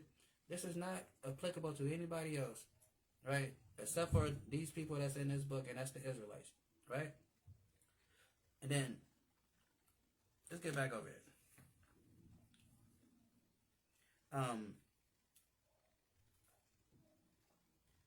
It says, he shall send his angels with a great sound of trumpet, and they shall gather together his elect from the four winds, from one end of the heaven to the other. We just read what that looks like. That's us, right? Then it says, now I hear the parable of the fig tree. When the branch is yet tender and put forth leaves, he know that the summer is nigh. So likewise, ye, when ye see all the things, know that it is near, even at the door. Verily I say unto you, this generation shall not pass till all these things be fulfilled. Heaven and earth shall not pass away, but my word shall not. Heaven and earth will pass away, but my word shall not pass. So basically, what he's saying is, everything I'm telling you people is going to happen, and you know, like, it's going to happen, right? And we know, according to the little scientists, you know, they say this universe got like a, you know, it's like, we got like a couple million, gazillion years for the sun, before the sun burn out, right? We got like a million, kabillion years before they, you know, this is their science. I don't believe none of this stuff I'm saying, but this is what they say. You know, got a million, gazillion years before the universe collapsed back on itself, right? So Christ is saying all that stuff will happen before what he's telling you, you know, before he's telling you don't be true, right? So basically saying, I'm not lying to you people, right? Everything I'm telling you is going to happen, right? And it says, but of the day and the hour, no man, no, not the angels of heaven, but my Father. But as the days of Noah were, so also the coming of the Son of Man, right? And that's what we see today. Just like the days of Noah. Everybody just living life like it's all good, not paying attention to nothing, all caught up in their own self-absorbing thing, right? And before you know it, all hell breaks loose, and everybody is stuck. And like, dang, what happened? For this is the day that were before the flood. For as in the days that were before the flood, they were eating and drinking and marrying and giving in marriage until that day that Noah entered into the ark.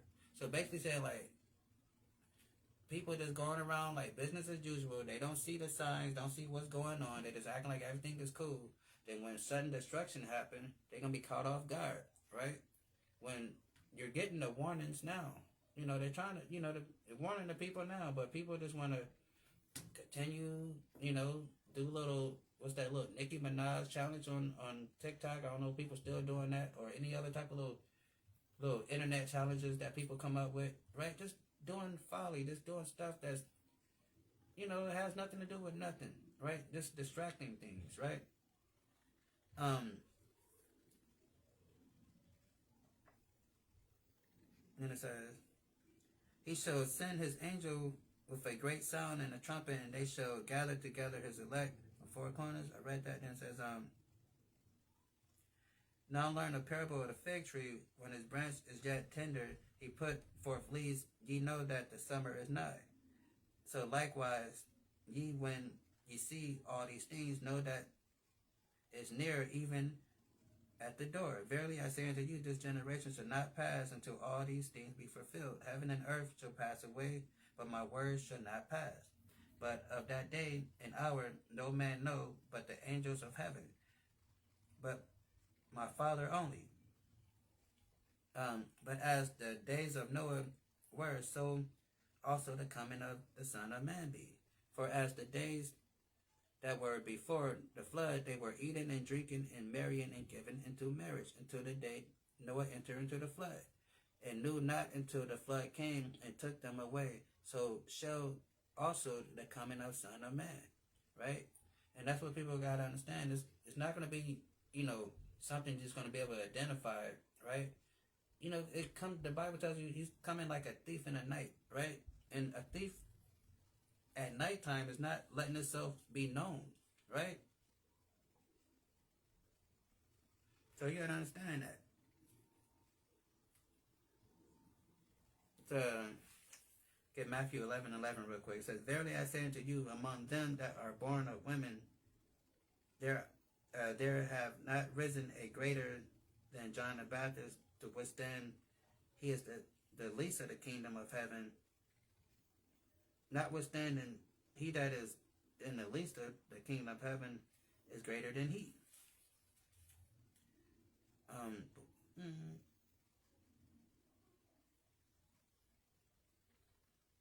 So now that's the thing. So it says, read it again. It says, he knew not until the flood came and took away. So also coming of the Son of Man, right? So when the Son of Man comes, you don't want to be least in the kingdom, right? And even though John the Baptist was a great man, but he's saying like, look, you don't want to be least in the kingdom, right? And it says, so then two be in the field, and one be taken, and the other left. 2 women shall be grinding at the mill, and one shall be taken, and the other one left. So now this is where the little people come up with the little raptured idea thing, right? No such thing. And so to be taken is not a good thing, right? It says, which therefore ye know not what hour the Lord cometh, but know this, that the good man of the house had known in what watch the thief come, he would have watched, and would not have suffered his house to be broken up. So it's like, if you know exactly what, what's going on, you're going to be watching. If you know somebody's planning on robbing you, you're going to keep your eyes open, right? You ain't going to be, get caught slipping because, this person is out to get you, right? So, and that's what you got to do. You got to always be on the lookout, and try to, stay spiritual, stay, within the spirit, right? Because you never know, when stuff can happen, right? Life change quickly in a matter of seconds, minutes, and all that stuff, right? I was looking for, I think I want 1 Thessalonians. I want 1 Thessalonians 5:2. So 1 Thessalonians 5:2 says, "For ye yourself know perfectly that the day of the Lord come as a thief in the night." Right? "For when they say peace and safety, then sudden destruction come upon them as travail upon a woman with child, and they shall not escape." Right? You got to keep that in mind. So you want to keep your eyes open, right? Because you never know how this stuff can go. And it says,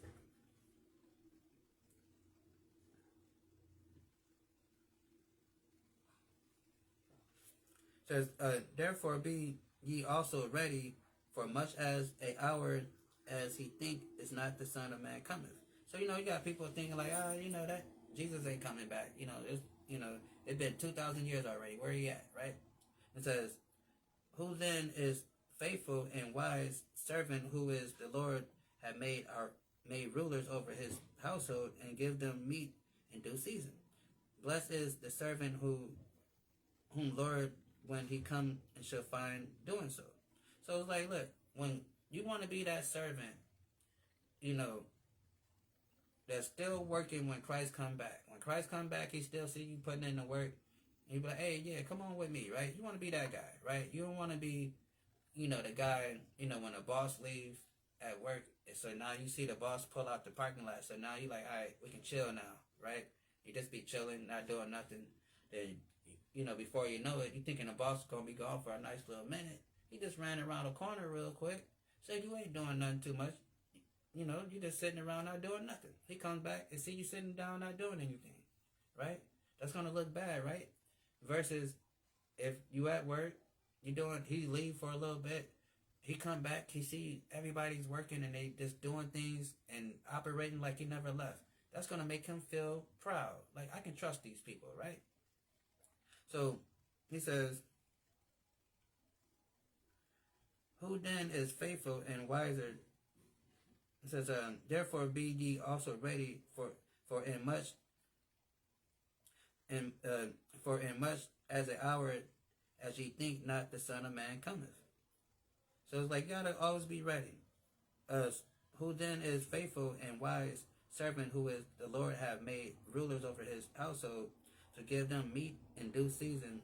Blessed is that servant whom the Lord when he come shall find doing so." Right? We just read that, and it says, "Verily I say unto you, that he shall make him ruler over all his goods. If that evil servant shall say to his heart, My Lord delay his coming, and shall begin to smite his fellow servants, and eat and drink with drunkenness." So now you can either be that employee. I'm using the word employee for example. You can either be that employee that like, all right, the manager, the boss is gone, so all right, let's do what we need to do so we can keep this, so it can look nice when he get back. Or you can be that guy and be like, damn, he gone, so just we ain't got to do nothing until he's come back, right? Then you get caught off guard. Then, the manager come back and see that nobody been doing anything. Nobody been working, right? And it says,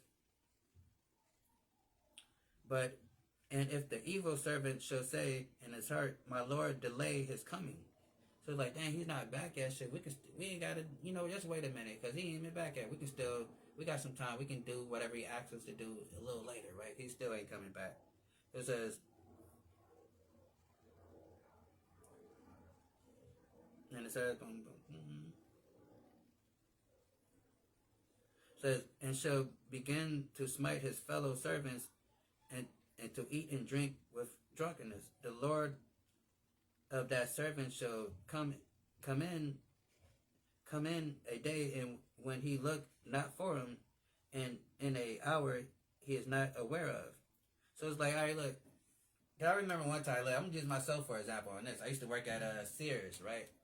I was working at Sears, and I thought it was cool because we had walkie-talkies, right? I'm like, well, shoot, with this walkie-talkie, I can be somewhere that I'm not, right? Because you don't know. I can just tell you I'm somewhere. So Now, I was working at the mall, like the Sears was at the mall. So now the Sears is on one side, and then the food court is like down there on the other side. So, and we only had like, you know how they do is, they only give us 15, 20-minute breaks, right? So, it takes me about 15, 20 minutes to get to the food court, right? So what I would do, I would always leave, I'll leave and go get my food first for the food court. And then after I get my food, then I'll go on break. That way I can have time to eat my food, right? So one of those occasions when I'm doing that, so,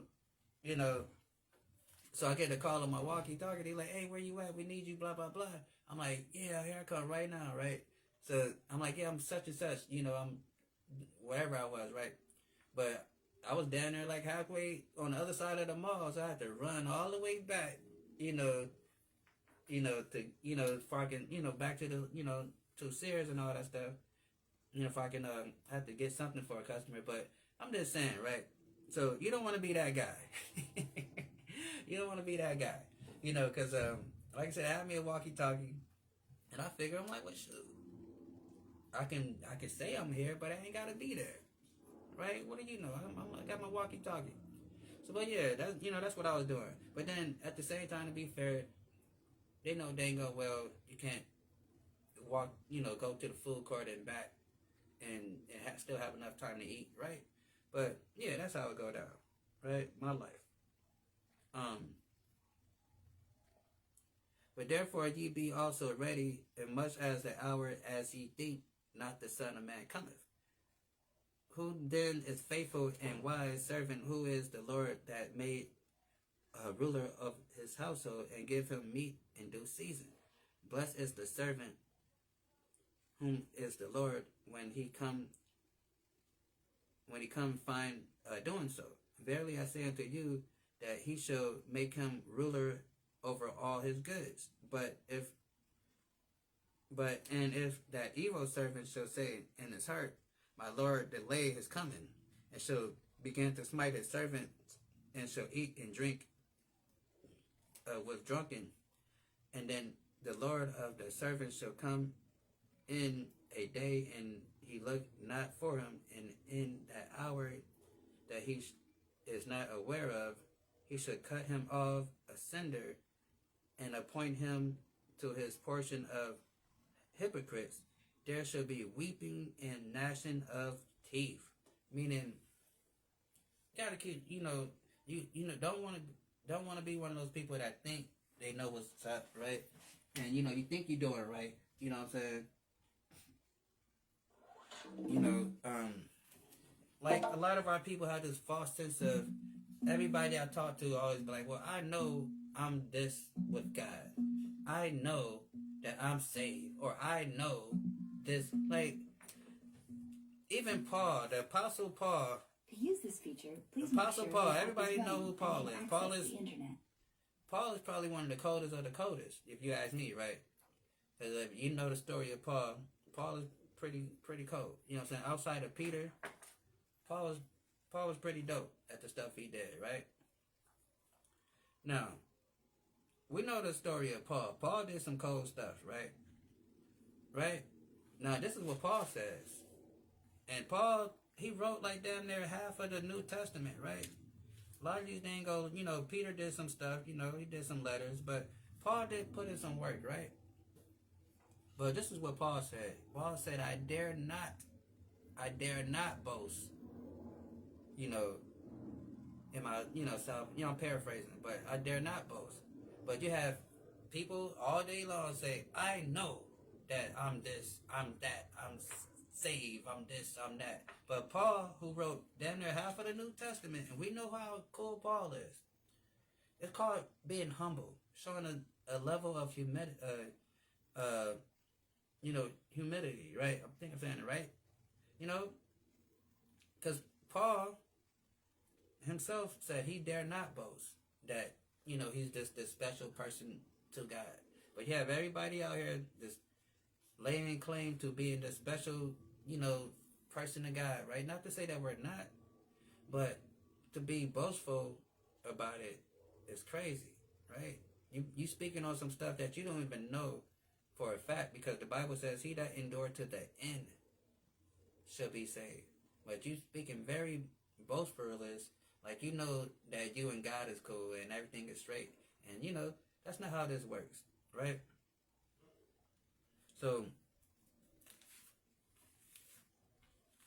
where was I? Boom, boom, boom.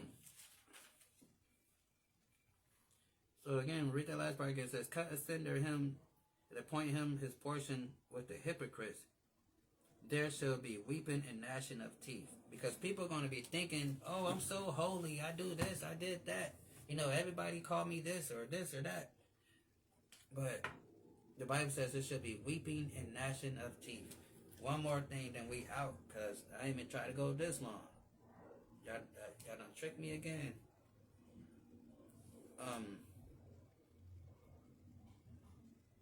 Right here, Wisdom of Solomon, right here. Chapter 5. Wisdom of Solomon says this. Then shall the righteous man stand in great boldness before the face of such that have afflicted him, and made no account of his labor.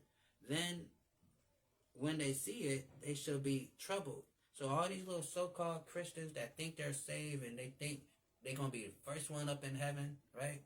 You know what I'm saying? They think they're going to be sitting right there next to sweet Jesus, right? They got a chair. They got their little chair right next to Jesus, right? That's what they think, right? But it says, when they see it, they shall be troubled with fear, and shall be amazed at the strangeness of his salvation. So these people think they're going to get saved one way, and this is how it's going to happen because I'm just this super Christian person, right? But when they see the real salvation of God, and he giving his salvation to his people, what it say? When they see this, when they see it, they should be troubled. Meaning they're gonna be troubled, like, oh damn, that's not what oh shoot, that's how it's going down. I didn't know it was happening like that. And it says they should be troubled with fear, because now they like, oh, that's, whoa, I thought this, what? No, oh my God, we done fucked up, right? That's what they gonna be saying, right? It says, and shall be amazed with strangeness of his salvation, because they've been sitting in that little nasty, filthy, dirty, stinky, funky infestation of a church, thinking that pastor has told them exactly what's going on, right? And they think, yeah, that's right. But it says, and they shall be amazed at the strangeness of his salvation, so far beyond what they look for. Because they've been sitting in the damn church learning a freaking lie. I'm trying to be cool. I'm trying not to curse, but this is making me mad. They've been sitting in church learning the damn lie all their life. So when they actually see the real salvation of the Lord, it says they will be amazed at the strangeness of the salvation so far beyond what they look for. That's what's going on here. You know, I'm going to, hold on real quick.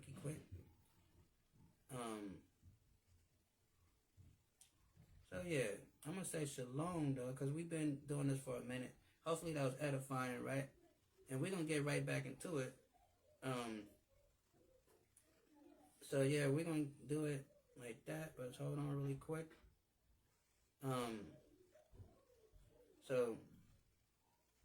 But yeah, hopefully that was edifying, right? And we see that, you know, that stuff is a lie. We need to get out of that white supremacist cult called Christianity. I'm going to say shalom, peace, and we out.